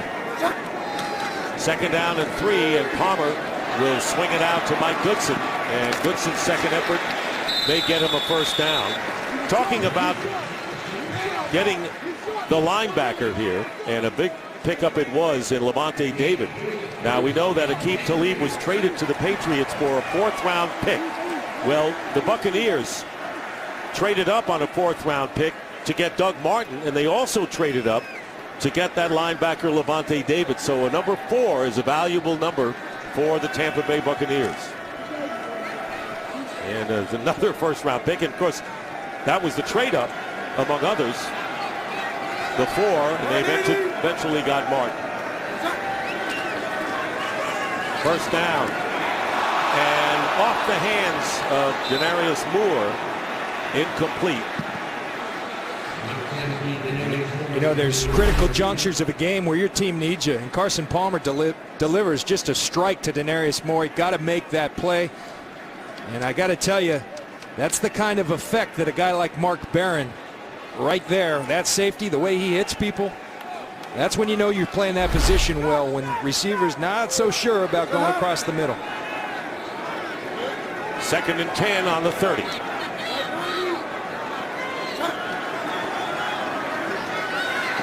Palmer with a play action. Gets to Goodson. And Goodson tackled, appeared just shy of the first down yardage by Quincy Black. Mike Goodson is a good football player. Came from Carolina. The problem with him over the past has been he's been a fumbler. He seems to have corrected that. He's not Darren McFadden, though. And you notice there hasn't been any run calls since McFadden has been out, at least not a heavy dose of them. Raiders have been outscored by a huge margin in the 3rd quarter this year. And it's the same story here today. The pass to Mike Goodson. First down and out of bounds. Just shy of midfield. And time for a game break. Let's check in with Kurt Menefee. Well, a good day for running backs in Seattle. Marshawn Lynch, 3-yard touchdown run. His first score of the game, but he's over the 100-yard mark. And the Seahawks lead Minnesota 27-20. Dick and John, Adrian Peterson, 170 yards rushing, and 2 scores in this one. Wow, what a show indeed of the running backs out in Seattle. It's my cousin, Marshawn, up there. 1st and 10. You'll just grasp for any relative you can who's doing well in this league. I'll claim him. I know your game. Here's Moore. And Moore fights his way to the 46, or make it the 44, where Quincy Black makes the tackle as we wind down to 4 minutes remaining in this 3rd quarter, and the Buccaneers leading 21-10. I think if I'm the Buccaneers right now, I'm thinking, all right, they've been dinking and dunking a little. Here comes the shot. They're going to try us up top. If I'm Leonard Johnson and E.J. Biggers the corner, that's what I'm thinking right about now. 2nd and 3, and the pass caught by Hayward Bay. Short pass, but good enough for the first down to the 38. 6-yard pickup. Raiders moving the ball, only down by 11, and still some time left here in the 3rd. Good decision by Carson Palmer. That's a designed run. That's supposed to be a run play. He sees 8 guys in the box from the Buccaneer defense, a safety coming down. He says, we're going to take the throw, gets the first down. Hayward Bay has 5 catches. He and Goodson lead the Raiders in receiving. First down. And the pass is intercepted by Leonard Johnson. And he stops the threat by the Raiders. And you can see Carson Palmer's disgust as he comes off the field. T.O. Nessheim with the pressure set this up. Great play by Leonard Johnson. His eyes on Carson Palmer. Throws off his back foot with the pressure. Interception, Buccaneers. So Leonard Johnson with the interception of Carson Palmer's pass.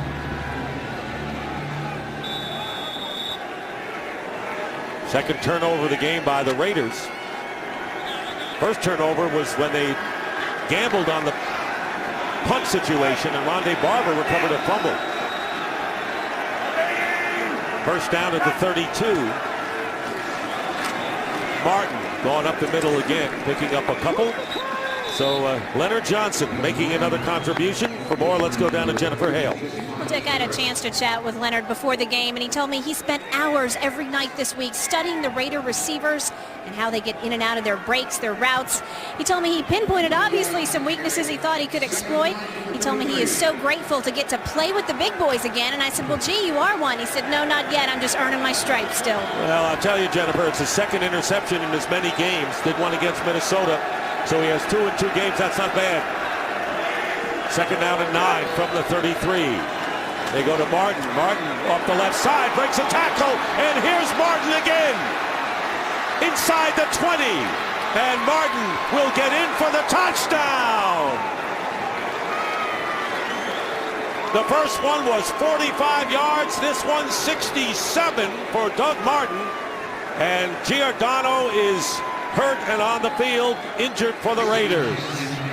You've got young running backs all across America going out and starting to break dance right now, because if it's working for Doug Martin, it's working for them. And let me tell you something. He had his bust-out game last week. Again, his coach challenged him. You did it one week. Can you do it again? My goodness, has he delivered. 174 yards in the game. And there is the injured Matt Giordano, the free safety. But the Tampa Bay Buccaneers have outscored the Raiders here in the third quarter with 3 touchdowns. And Connor Barth trying to make it a 28-10 game.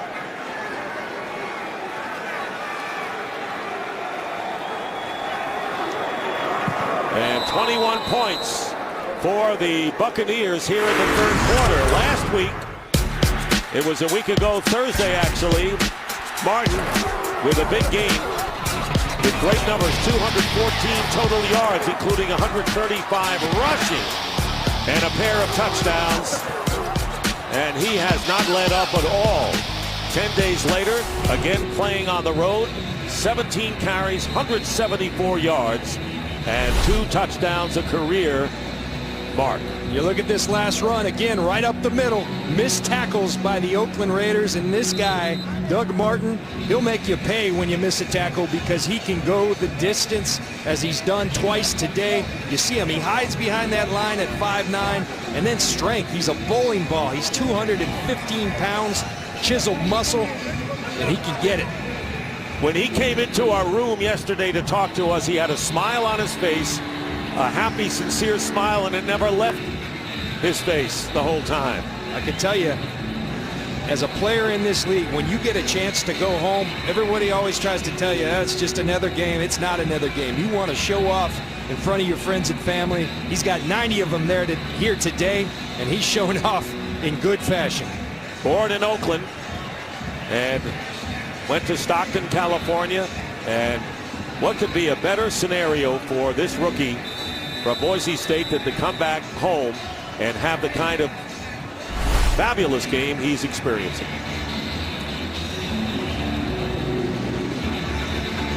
Ball blown off the tee. How about this third quarter for the Bucs, who trail 10-7 at the half? Unbelievable. You look at the discrepancy in yards. The Buccaneers seem to have had the ball the entire quarter. The turnover by Leonard Johnson led to the second explosive run.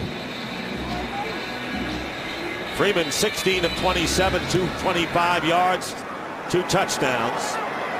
And Goodson will decide to take it out at the 20.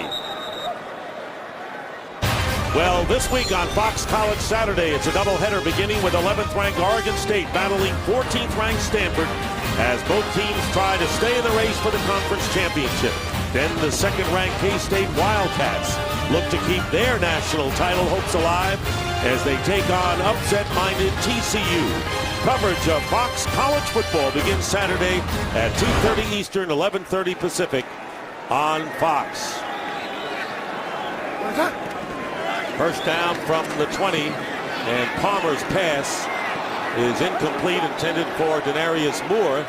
My partner here, John Lynch, coming back to the Bay Area where you played your college ball, of course, at Stanford and Palo Alto, and they enjoyed a huge victory yesterday. They did, and they might have found themselves a new quarterback. Filling Andrew Luck's shoes, not an envious position. And Kevin Hogan went in there yesterday and played well. He might be the new guy here for Stanford.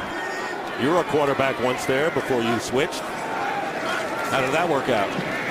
Pass up the middle and a first down. Denarius Moore picks it up as they get past the 30. Tell you, Carson Palmer, this is a tough position for quarterbacks. You fall behind like this, you've got a defense that thrives on the turnovers. We saw it the last drive. Tough situation for Carson Palmer.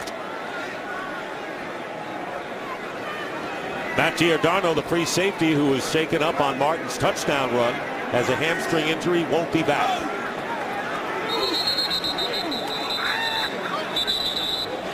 False start, 5 yards being marked off now against Oakland. False start, number 68, offense. 5-yard penalty, first down. 5-yard penalty. And Dennis Allen talked about how the discipline has been better. The penalties are down. That hasn't been necessarily the case, and the Raiders' history speaks for itself. I guess it does. I mean, every decade, that means you got a problem, and he's done a nice job of rectifying that. And today it hasn't been so good. 1st and 15 going underneath, completing to Myers. And the tight end is wrestled down by David. And a gain of 10. Well, but this is a better year for them penalty-wise compared to the last 2 years. Yeah, when you're last in the league in terms of meaning you had the most penalty yards, this year they're 6th best in the league with only 47 penalty yards a game. Today, where are they at? They got 55 yards worth of penalties. On 6 penalties. They've been outdone by the Bucs, however. 2nd down, and this is a pass that is caught by Marcel Reese. Managed to hold on to the ball, and a pass to Reese, who is a fullback but can play a lot of different positions. That's a 36-yard play. Carson Palmer says they list him as fullback. He's not really a fullback. This guy's a receiver. That's what he was in high school. That's what he was at the University of Washington, and he shows you why. And he managed to hold on to that ball when he hit the ground. 1st and 10. Now at the 36 of Tampa Bay, going up top, and no one home. Pass was intended for Derek Hagan, but there were 3 Buccaneers who were closer to it. There seems like it's been a number of times today that Carson Palmer has not been on the same page as his wide receivers. A lot of these routes are adjusted during the course of the play, and they're not on the same page today. Started the game impressively by blocking a field goal attempt, running it back, getting a 3-0 lead. Eventually took a 10-7 lead at the half, but Tampa Bay has exploded here in the 3rd. 2nd and 10. Caught by Reese. And a first down by Reese as time runs out here in the 3rd quarter. With the score, the Buccaneers 28 and the Raiders 10. And Fox NFL Sunday will continue after a break from your local Fox station.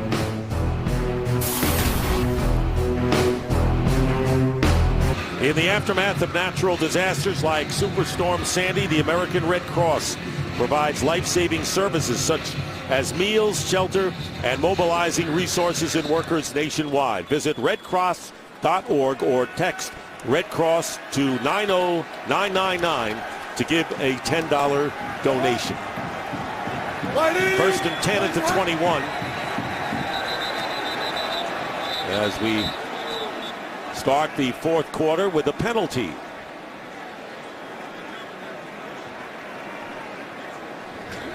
Walt Anderson. Defense, 12 men. 5-yard penalty. He's been working hard today, is Walt Anderson. Too many men on the field. And that shouldn't happen after a stoppage of play. That came off a stoppage of play. Got 12 men on the field. Not good for the Buccaneer defense.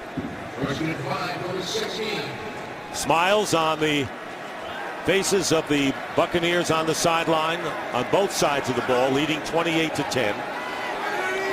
1st down and 5. Palmer in the pocket, lost it into the end zone, trying to go to Marcel Reese. And it'll bring up 2nd down and 5. Tampa Bay Buccaneers, who have lost 6 out of 7 to the Raiders in their history, and they haven't played since 2008, but leading here 28-10. Dick Stockton, along with John Lynch and Jennifer Hale here in Oakland. That last play, you see Marcel Reese, the fullback, wide open, but the pressure from Gerald McCoy and Michael Bennett forces the errant throw from Palmer. 2nd and 5, going underneath to Goodson, and Goodson gets inside the 5. It'll be 1st and goal for the Raiders. You know, the interesting thing, at the end of that play, you see Eric Wright in on the tackle. Eric Wright We talked about Aqib Talib being traded. The other starting corner was Eric Wright. Now they're not playing him in the base. They're playing Biggers and Leonard Johnson. Eric Wright playing as a substitutional player in the slot. And now Mike Goodson is injured. Goodson is injured. They've already lost Darren McFadden with a leg injury, and now Goodson, the backup, is hurt. So Marcel Reese is in the backfield, and Carson Palmer completes to Myers, and Myers gets in for the touchdown.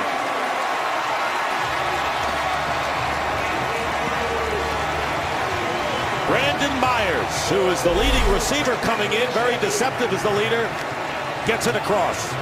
And yes, he does. You see it right there. Stretches it over the end line. Touchdown Raiders. Sebastian Janikowski to attempt the extra point. So Janikowski will be on to again try to make this an 11-point game early here in the fourth quarter. So the Raiders get a very important touchdown and now trail 28-17 on an 80-yard scoring drive, and capped with the TD pass to Myers. There is Carson Palmer rallying his offensive team, and Brandon Myers with his first touchdown catch of the year. And it's a 28-17 game with a lot of time remaining. And Aurelius Ben will return this 6 yards in the end zone. Good return by Aurelius Ben of 34 yards. So there's Goodson, who is shaken up, and so we told you, he's been on the training table trying to move and cut. Already Darren McFadden has been lost for the rest of the game, and now Goodson.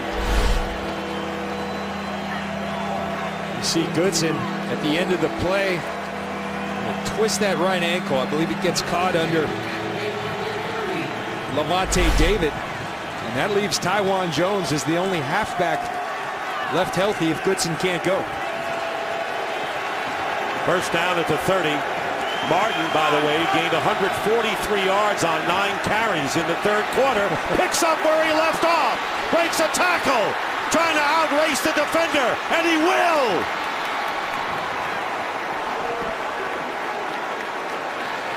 "70 yards this time." A rushing performance for the ages for the rookie Doug Martin. And where does it go? Where does it start? Right up the middle once again. Carl Nix is gone. No problem, Doug Martin says, because I got you. And my goodness, has he coming home in unbelievable fashion. This young man, the rest of the league better watch out. They were all laughing at those Ray Rice comparisons a couple weeks ago. Not anymore. So a 70-yard touchdown run. He had a 67-yarder in the third quarter, as well as a 45-yard touchdown scamper. And it's 34-17, Carter Barth with the extra point. And so the Tampa Bay Buccaneers, sparked by their phenomenal rookie running back, who has gained 244 yards on 18 carries, again reached that 34 mark that they had in the last 3 games, and widened their lead again. Doug Martin with a new team record of 244 yards, smashing James Wilder's mark of 219, established back in '83 against the Minnesota Vikings. But Martin, who had 3 touchdowns coming into this game, has doubled that, now has 6, averaging 13.6 yards per carry. And he did it all in his hometown, the place he was born, here in Oakland, California. Great story. Coy Francis will down it there for a touchback, and the Raiders will start from the 20-yard line. I'll tell you what, you talk about the last 2 weeks that Doug Martin has put together. At Minnesota, 135 rush yards, 79 receiving, 244 on the ground today. Unbelievable what this young man's doing. And you know, he had to be first to get those tickets for his mom, you know. You make mom Couldn't happy. waste any You time. always make mom happy. First down at the 20. 35-17. Carson Palmer completes the pass to Rod Streeter, and he picks up 8 yards. Well, the bad news continues for the Raiders running backs. Mike Goodson will not return as an ankle injury. Darren McFadden with a leg injury. The starter has been out, so Marcel Reese, very versatile performer, getting a chance here. 2nd down and 2. And a good catch made there by Streeter. 2nd in a row by Streeter, but a flag is down at the 45. Looks like they're going to get a hold on the Buccaneer defense. Holding, number 29, defense. That penalty is declined. First down. So the cornerback Leonard Johnson, who has an interception today, called for holding. 15-yard pass, penalty declined. First down at the 43. Palmer today 28 of 43. They run the ball only 9 times today, have the Raiders. And another flag is down. See if that is a defensive penalty.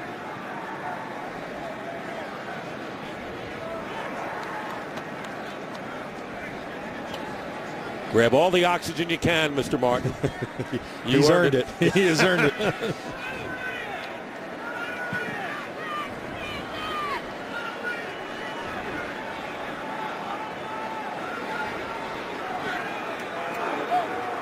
Offside, number 91, defense. Unabated to the quarterback. 5-yard penalty. First down. Daquan Bowers. So it'll be first down and 5. Only 2 minutes into this 4th quarter, and the Buccaneers, Greg Schiano's team, has exploded, as he pointed out. People didn't know them as an offensive powerhouse. They have been the last 4 games. First and 5 at the 48.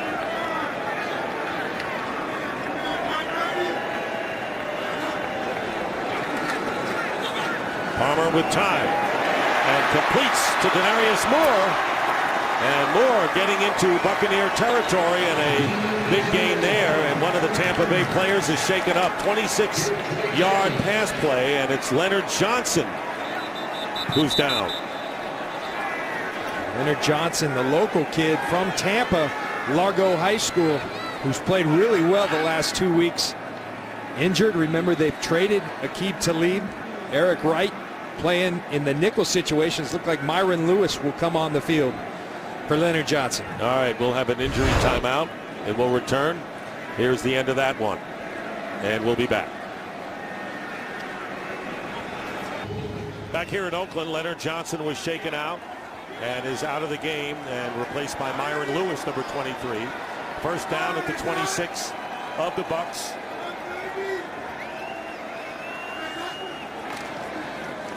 Carson Palmer going underneath to Marcel Reese.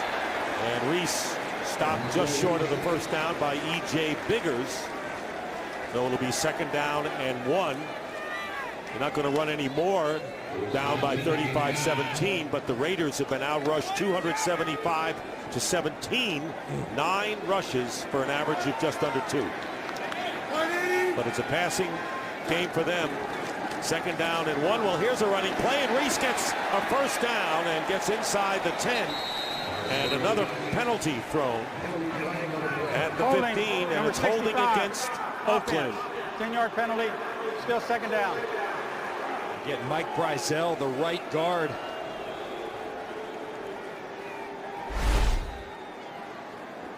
See him on Gerald McCoy right there, and that's what great players do. Gerald McCoy becoming that for the Tampa Bay Buccaneers, a force.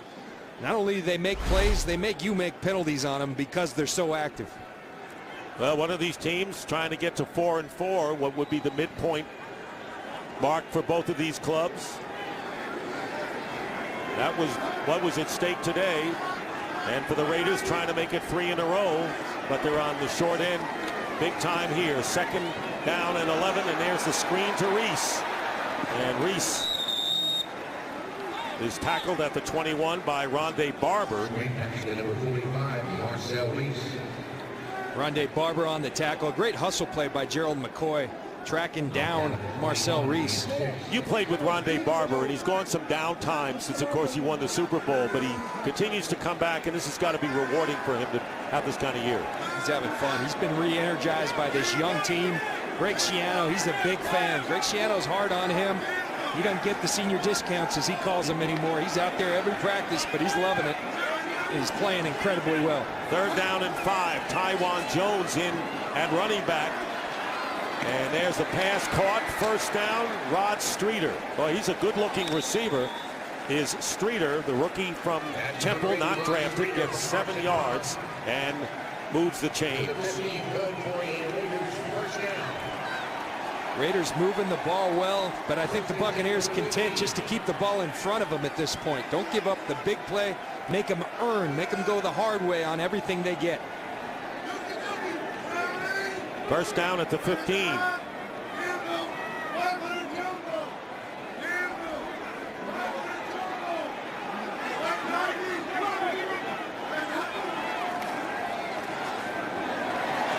Into the end zone. Flag is down. E.J. Biggers batted the ball away, but he may have made contact as well on Rod Streeter. Really, to me, the defense failed E.J. Biggers. You got to play better technique. Pass interference, number 31, defense. Foul occurred in the end zone. 1st down, 1 yard line. You can't show your hand that early to a guy like Carson Palmer. They show that it's one-on-one from the very early stages of that look, and you leave your quarterback out on that proverbial island. Lonely feeling, E.J. Biggers. Sometimes all you can do is grab. 1st and goal at the 1. And again, the Raiders trying to get it to a 2-possession game, an 11-point game. And there's the pass, caught, touchdown, Brandon Myers, his 2nd of the game.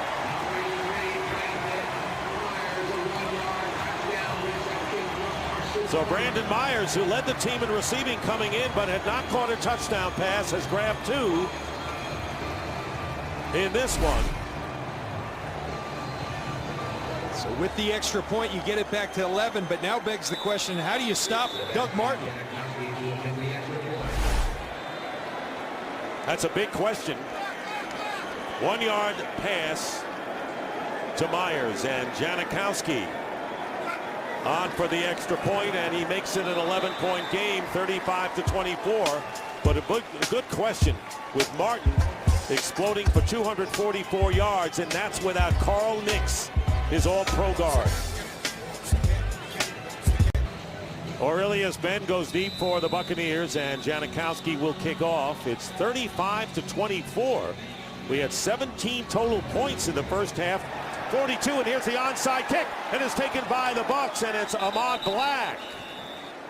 So with nearly 10 minutes remaining in the 4th quarter, the Raiders decide to go for the onside kick, and the Buccaneers will have it at the 44 of Tampa Bay. What a heads-up and aggressive play by Ahmad Black. Janikowski comes with a perfect kick, kind of a surprise onside. Watch Ahmad Black go attack that football. Set the game clock to 9:45. Talk about the moment of truth. Who's going to make the play? Right there, it was Ahmad Black. And a gamble there, and now the Buccaneers have field position at the 44, and they have number 22 as well, Doug Martin. I think if I'm on the Raiders defense, I'm thinking they might hand it to 22. There's a chance. They fake to him. And they flip it to Nate Byam, and the tight end picking up good yardage. Nearly 9 on the play. And not stepping out of bounds, so the clock continues to run here. A lot of time left, but the onside kick backfires. And they're going to say it is a 10-yard gain and a 1st down for the Buccaneers. That's exactly what they were thinking. But a great call by Mike Sullivan, because everyone's got their attention on Doug Martin. Fake the ball to Doug Martin, then come on the boot to Nick Byam. LeGarrette Blount is into the game now as the tailback. And Blount gets the carry. There's a penalty flag down again. So that's the 19th penalty of the game, and Richard Seymour may be guilty of offsides. Offsides, number 92, defense. 5-yard penalty.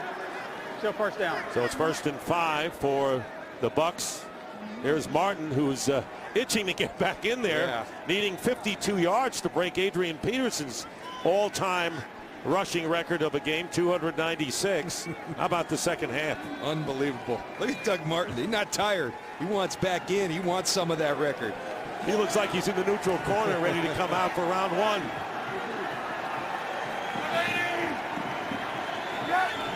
First down and 5.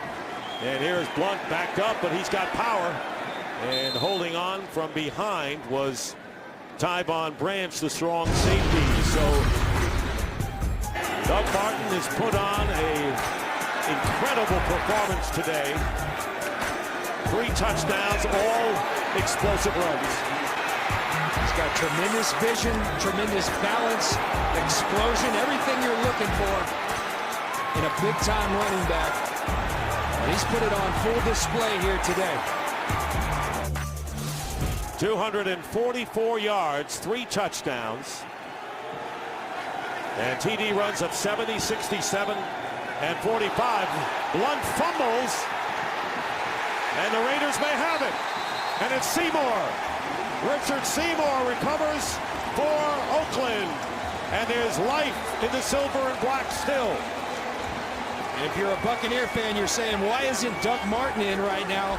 I tell you that they were concerned about the amount of touches that Doug Martin, he had 32 touches against the Minnesota Vikings, 22 here today. They're concerned about that, but nonetheless, I'd have the young man in there. They can't stop him. And unfortunately for the Buccaneers and LeGarrette Blount, they just turn over back to the Raiders, 11-point ball game. And a new life, 2-score game as Seymour recovers the fumble. And the Raiders will have a first down on their 35, still with a lot of time remaining. And the Raiders with 3 timeouts remaining. They have lost their top 2 running backs, including their star McFadden. And the pass caught. Incomplete. Myers did not hold on, so it's an incomplete pass. And it's 2nd and 10. If I'm the Buccaneers, again, you go back to you make them earn everything they get. Keep the ball in front of you. It's all right if they get yards. It's all right if they move the chains. Do not give up the big play.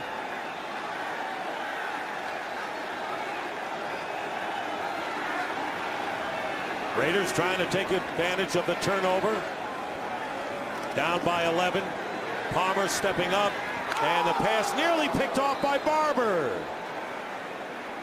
Rondé Barber, who has either a forced fumble or an interception in each of the last 4 games, nearly got another one. That's not something you see much. He gets his hands on a ball. He usually brings it in, does Rondé Barber. But an outstanding play nonetheless, undercutting Myers. Nearly the big interception. So it's 3rd down and 10. Still on the 35.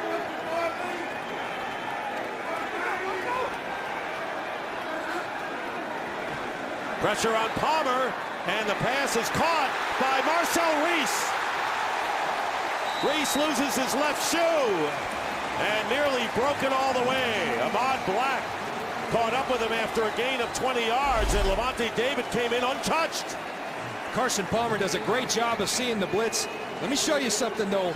Watch the tackle at the end of this play by Ahmad Black, because if he doesn't get Marcel Reese, he is out the door. Great play by Ahmad Black, who went up and got that onside kick as well. Ahmad Black showing up and making some plays for the Buccaneers as well. At a 20-yard gain for the Raiders. First down on the Bucks 45.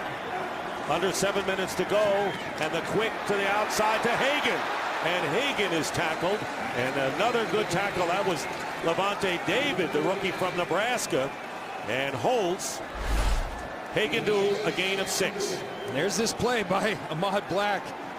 Sometimes you got to take their shoe off, and that's exactly what he does. He held on, and here's Levante David. A good tackling team are the Buccaneers. They're showing it.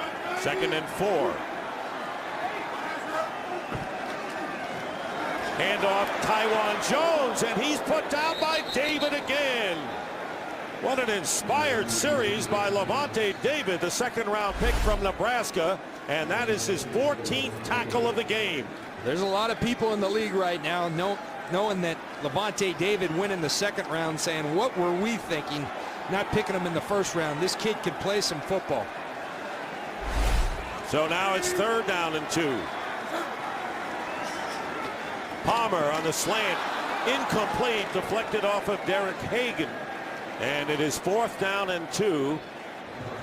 And the Raiders, with 5:46 to go, down by 11, will have to go for it on 4th down and 2 here.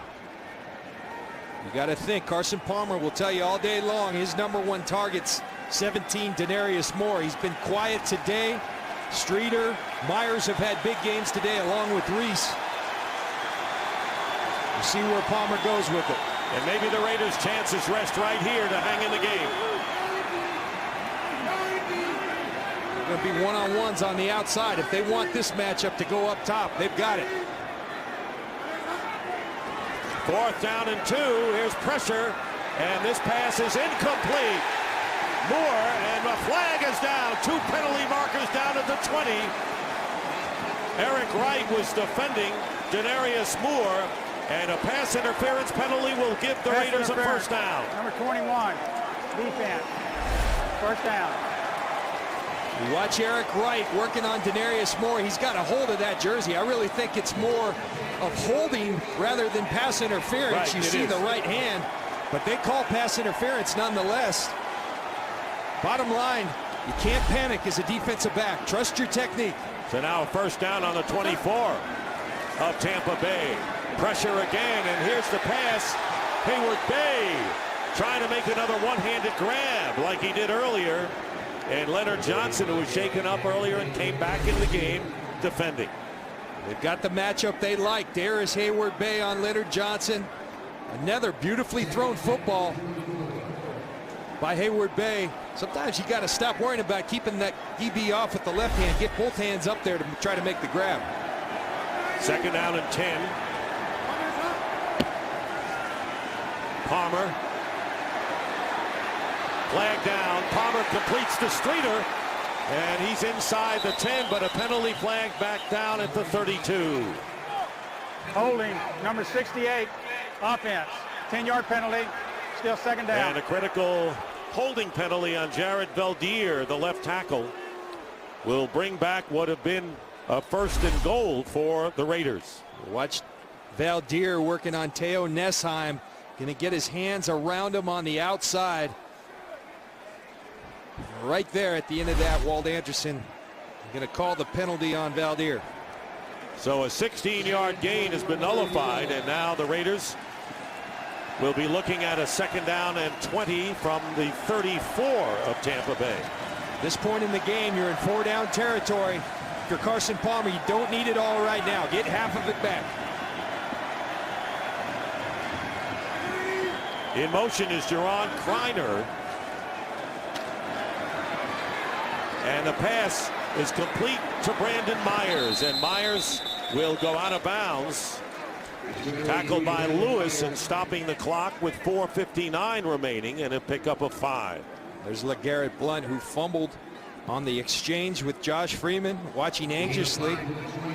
It's Carson Palmer, 3rd and 15, tough situation, but again, 4-down territory right here.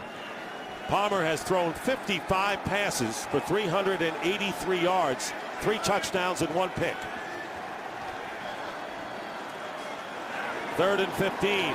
Underneath, pass caught by Myers, and he could not break the tackle by David to get a first down.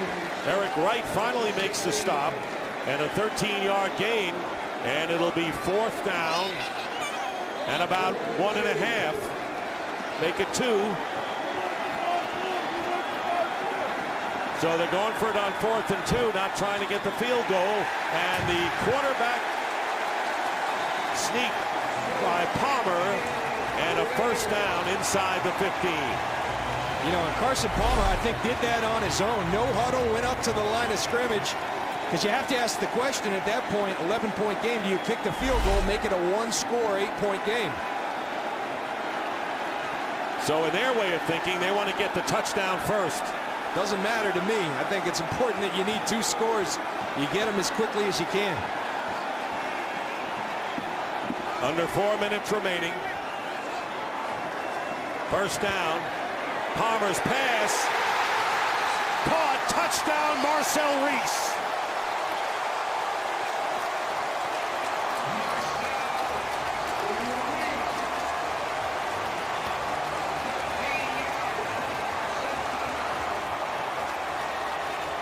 So on 4th down, on 2 occasions, the Raiders went for it. They got a pass interference the one time.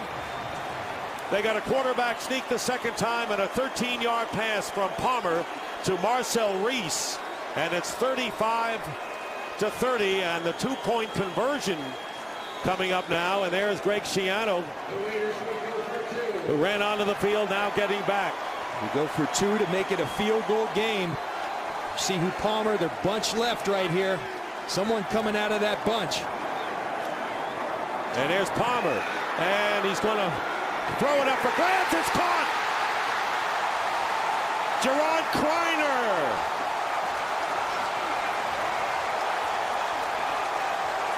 And just as Carson Palmer was going down, he fired it up in the air, and Kreiner out-jumped Buccaneer defenders, and it's now a field goal difference, 35-32. And it all started with a turnover by the Bucs. There's the turnover on the exchange. The ball never gets in to LeGarrette Blount's hands. Leads to the touchdown. Carson Palmer to Marcel Reese. What a football. Then he throws it up to the rookie. A lot of trust in a rookie, Kreiner, on the 4th down. Palmer eludes the sack, throws it up there, and Kreiner on one of those 50-50 balls, throws it up there. His rookie goes and gets it for him. 5th round pick out of the University of Arizona. What timing here? Greg Knapp said last week on Friday, we met with him. He said, we like this kid on 50-50 balls. I think they really like him on 50-50 balls about right now. He made it an 80-20 ball there. And remember, the Raiders, who are down by 3, have all 3 of their timeouts remaining with 3:51 on the clock. And Carson Palmer with a courageous drive.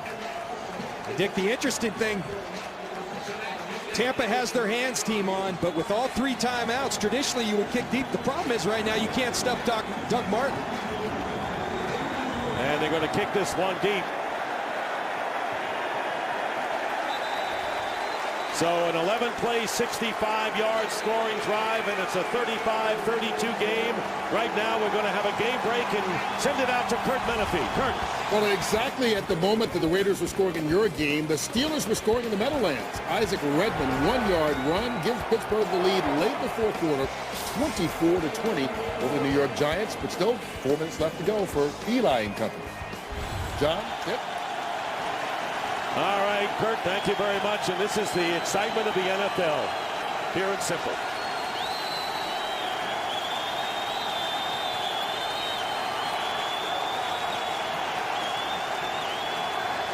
First down at the 20.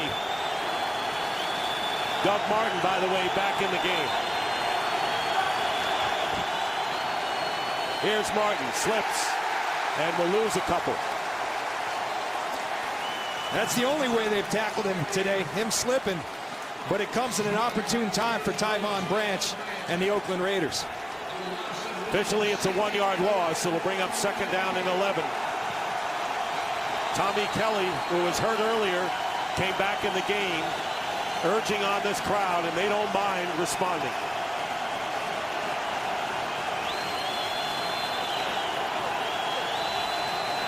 Remember, you try to stop Doug Martin, it leaves one-on-ones outside.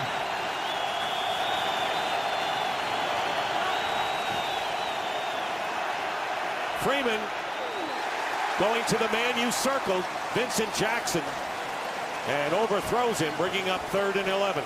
But Michael Huff stands up to the challenge. Coach says, we're going to put confidence in you. We've got to stop Doug Martin. Michael Huff stands up to the challenge.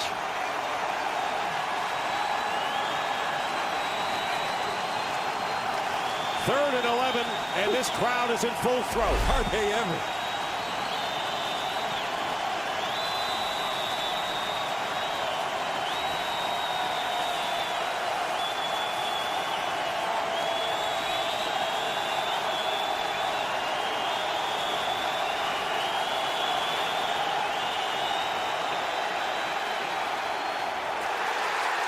Pass caught, flag down at midfield.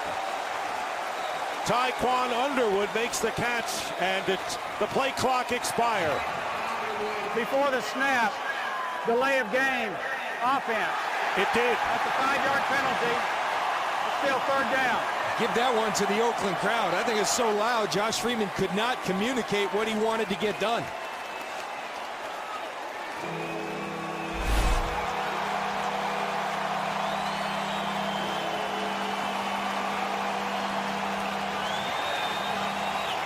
You're right.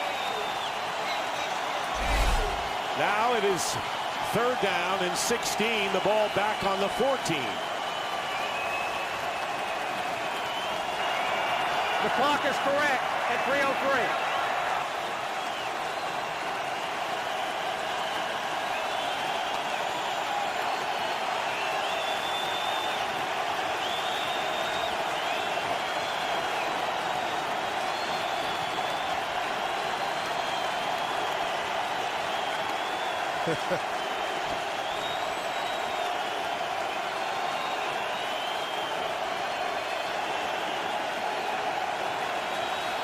The play clock was running, and another delay of game penalty. Delay of game, offense, 5-yard penalty, still 3rd down. Give another one to the Oakland crowd. Boy, did they come alive like their team did.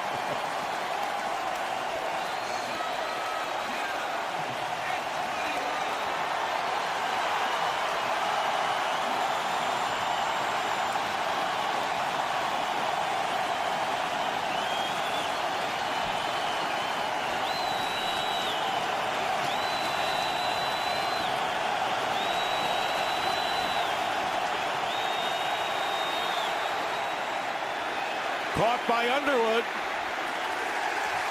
4th down. The defense did their job. The crowd did their job. This is the first Raiders have a timeout, chance. Oakland, 30-second timeout. And the Raiders have called their first timeout of the second half. They have 2 left. And what a game we have seen without Carl Nix, the guard. The Tampa Bay Buccaneers have been able to run for an incredible 276 yards, and without Darren McFadden and his backup, the Raiders have been able to move down the field and come back in this game. Give a lot of credit to Carson Palmer. Without his star running back Darren McFadden, they put the onus on him. He's chucked it 37 times, 409 yards, 4 touchdowns, 1 interception. They've got to have confidence in him on this drive. Adams will go back. In this 4th quarter, the Raiders were down by as many as 18 points. 35-17. Kanan will kick from inside his 15. And here's Adams. And down he goes at the 38 by Myron Lewis. 2:42 remain in the 4th quarter. And look at that second half. Tampa Bay 21-0 edge in the 3rd, and the Raiders have outscored the Bucs 22-7 in the 4th. And Oakland has 2 timeouts remaining. Is this any good, partner? You know, this has been a dramatic game. We've had special teams plays, block kicks, spectacular long pass plays for touchdowns, and then Doug Martin with 3 sensational big runs for scores. Starting from the 38. And going deep for Streeter, and just beyond his reach, bringing up 2nd and 10.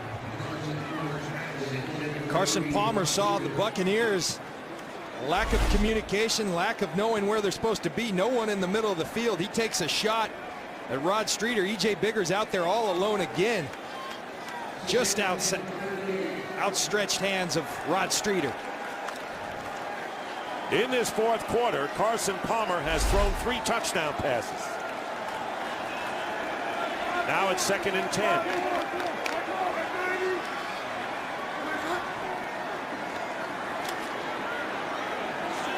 And this one is intercepted. Ahmad Black running it back. And Ahmad Black may have sealed it for the Buccaneers. Right into his hands. The 3rd turnover committed by the Raiders and the 2nd interception for the Bucs. And it was the pressure up front. Gerald McCoy gets a hit on Carson Palmer, causes the errant throw, and Ahmad Black, who's made 3 big plays, getting the onside kick, the tackle on Marcel Reese. Just a bad throw by Carson Palmer. Gerald McCoy has him under duress. Costly mistake by Carson Palmer and the Oakland Raiders. And a 34-yard return by Black. And now the Buccaneers have a first down on the 22 of the Raiders. 2:27 remaining. And Doug Martin getting the call, and Doug Martin with a first down, getting to the 10. Branch bringing him down, but another first down. It'll be 1st and goal, Tampa Bay. And where did they go? Right into the teeth of the defense again, right down the gut. Right by Tommy Kelly, right by Miles Burris. Doug Martin does not go down by arm tackles. You've got to put a body on this young man. And we're down to the 2-minute warning. Yes. So Doug Martin, warning. one of many stars in this game, but perhaps the biggest for Tampa Bay. We'll be back. Well, coming up after the game, the Pepsi post-game show. Wrap everything up on this NFL weekend. We have 2 minutes remaining here in Oakland with the Buccaneers leading 35-32. Raiders have 2 timeouts remaining. And the big interception by Ahmad Black. Raiders turning it over 3 times, and now Freeman has a 1st and goal at the 9. Here's Doug Martin. Martin is going to dive close to the goal line and shy of the touchdown. Branch prevented the touchdown. Martin has scored 3 already today. And the Raiders will call a timeout. They will have 1 left. He's been phenomenal. He's been following that guy, Eric Lorig, all day long. Eric Lorig has been one of the heroes because he's opening a lot of these big holes, and you give this guy a little space, you're going to make a lot of yards. And that's what Doug Martin's done all day long. And again, we go back to the beginning when you talked about the loss of the Pro Bowl guard, Carl Nix, and really the key to the great running that the Buccaneers have had this year. And so Jeremy Zuttah going to left guard and Ted Larson to center. Earlier in the year, they lost Davin Joseph, and this team has fought through it, John. Only 2 of the original starting offensive linemen, Zuttah and Donald Penn, on this offensive line, and boy, have they played well today. I'd give them all game balls. One of these teams, and the Buccaneers trying to hold on to go to 500. 2nd down and goal from the 1, and here is Martin. Touchdown!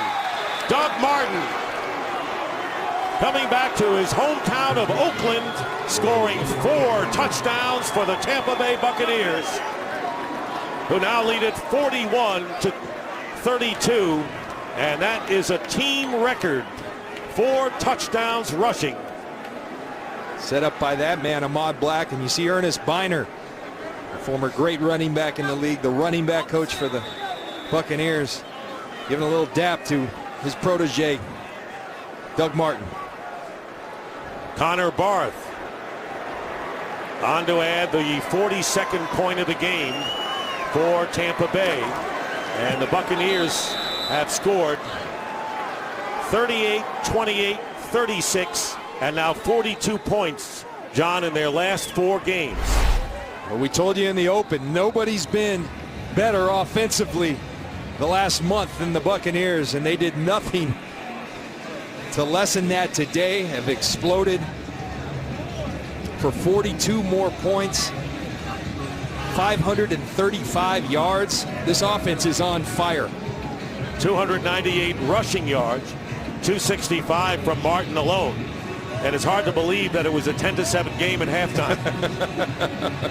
So much for the low-scoring affair we had going on. They said, let's score some points, and Doug Martin led the charge. But, you know, we talked about some of the big plays. You call them explosive, but you know an explosive play when you see one that we had in the first half. And I asked you, what about the second half? And you said, we're going to see more of the same. And we did. Did we ever? That's what these teams do. Greg Schiano likes to refer to them as fly-over plays. He might change that to fly through, because Doug Martin's been at the center of them, flying through that Oakland defense. Ernest Spiner right there with Doug Martin. See the dejected Oakland Raiders, because they mounted a nice charge to get themselves within 3. Then the key turnover by Carson Palmer, the interception by Ahmad Black. They were down 35-17 early in the fourth quarter, John, and they fought back to what you just said, a field goal game, making a 2-point conversion. And then they got the ball back. But the interception taking the wind out of their sails. And Coy Francis will down it for the touchback. So the successful October for the Buccaneers, and now into November, continues. Averaging 34 points last month, 42 in this game.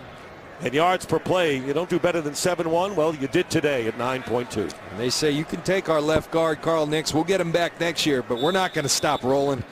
And they just added on today, and some. Raiders have 1 timeout left. First down from the 20. Palmer completes it to Myers. Steps out of bounds after picking up 5. Carson Palmer going to have a sore arm tomorrow. That's his 60th attempt of the game. You know, I don't think he's going to go in his regular 4 days rest, do you? On the pitchers list. And there's another interception. E.J. Biggers this time. And the 3rd interception of the game by the Buccaneers. And Greg Knapp told us before the game, he says this Tampa Bay team has 10 interceptions. Their 8th in takeaways coming in. And they've taken away 4 more. And now have 13 interceptions on the year. The Buccaneer defense, they've got things to work on. And one thing that they've shown is you can throw the football effectively on them. Ask the New York Giants, ask the New Orleans Saints, ask Carson Palmer and the Oakland Raiders. But they found a way to finish with these turnovers today. And they'll go to 4-4 on the year and have won 3 out of 4. Their only loss was a heartbreaker to the New Orleans Saints, ending on a penalty on the last play of the game. They beat the Vikings 10 days ago on the road, and go on the road out west here to Oakland and win this one as well. And here is Martin.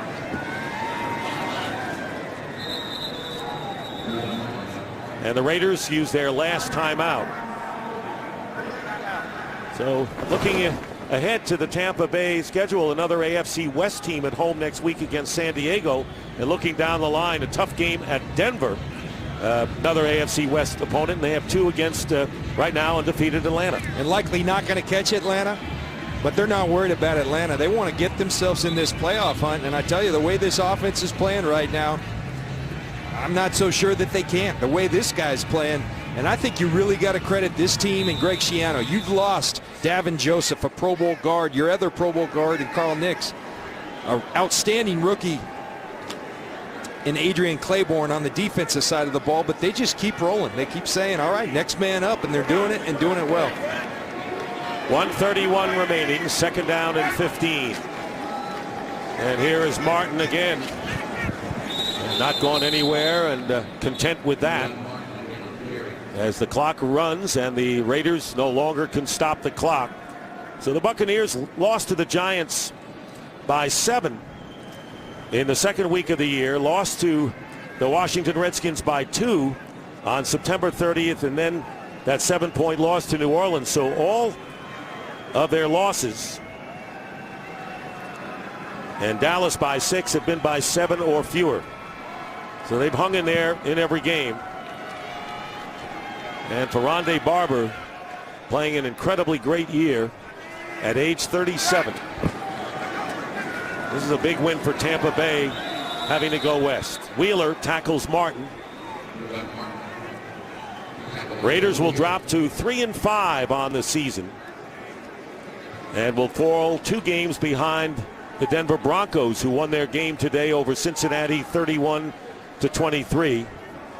Tough game for Dennis Allen, and you pointed out he has done a good job in his first year. He's a good football coach, and I think he's going to get things right along with Reggie McKenzie. Remember, they came into salary cap problems here with the Raiders. They couldn't do much this offseason to address needs, and it's showing up on the field.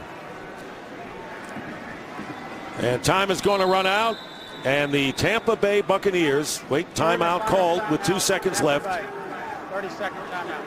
Bucs use their 3rd and final timeout with 2 ticks left on 4th down.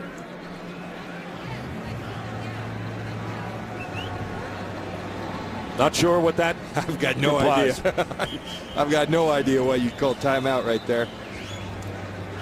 But they're going to bring Rondé Barber in on offense. Probably a victory formation. 251. He lost some in this last drive going backwards, did Doug Martin. He'll take it 4 touchdowns, 3 of them gigantic runs. And you see these guys, they go in the shotgun because they know what they do to people when they go in the victory formation. And that'll do it. And the game is over, and the Tampa Bay Buccaneers have their first win ever here in Oakland as they defeat the Raiders 42-32 and go to 4-4 on the year, coming home next week against the San Diego Chargers. Doug Martin with a brilliant game. A lot of heroes in this one. We'll be back here in Oakland after these messages.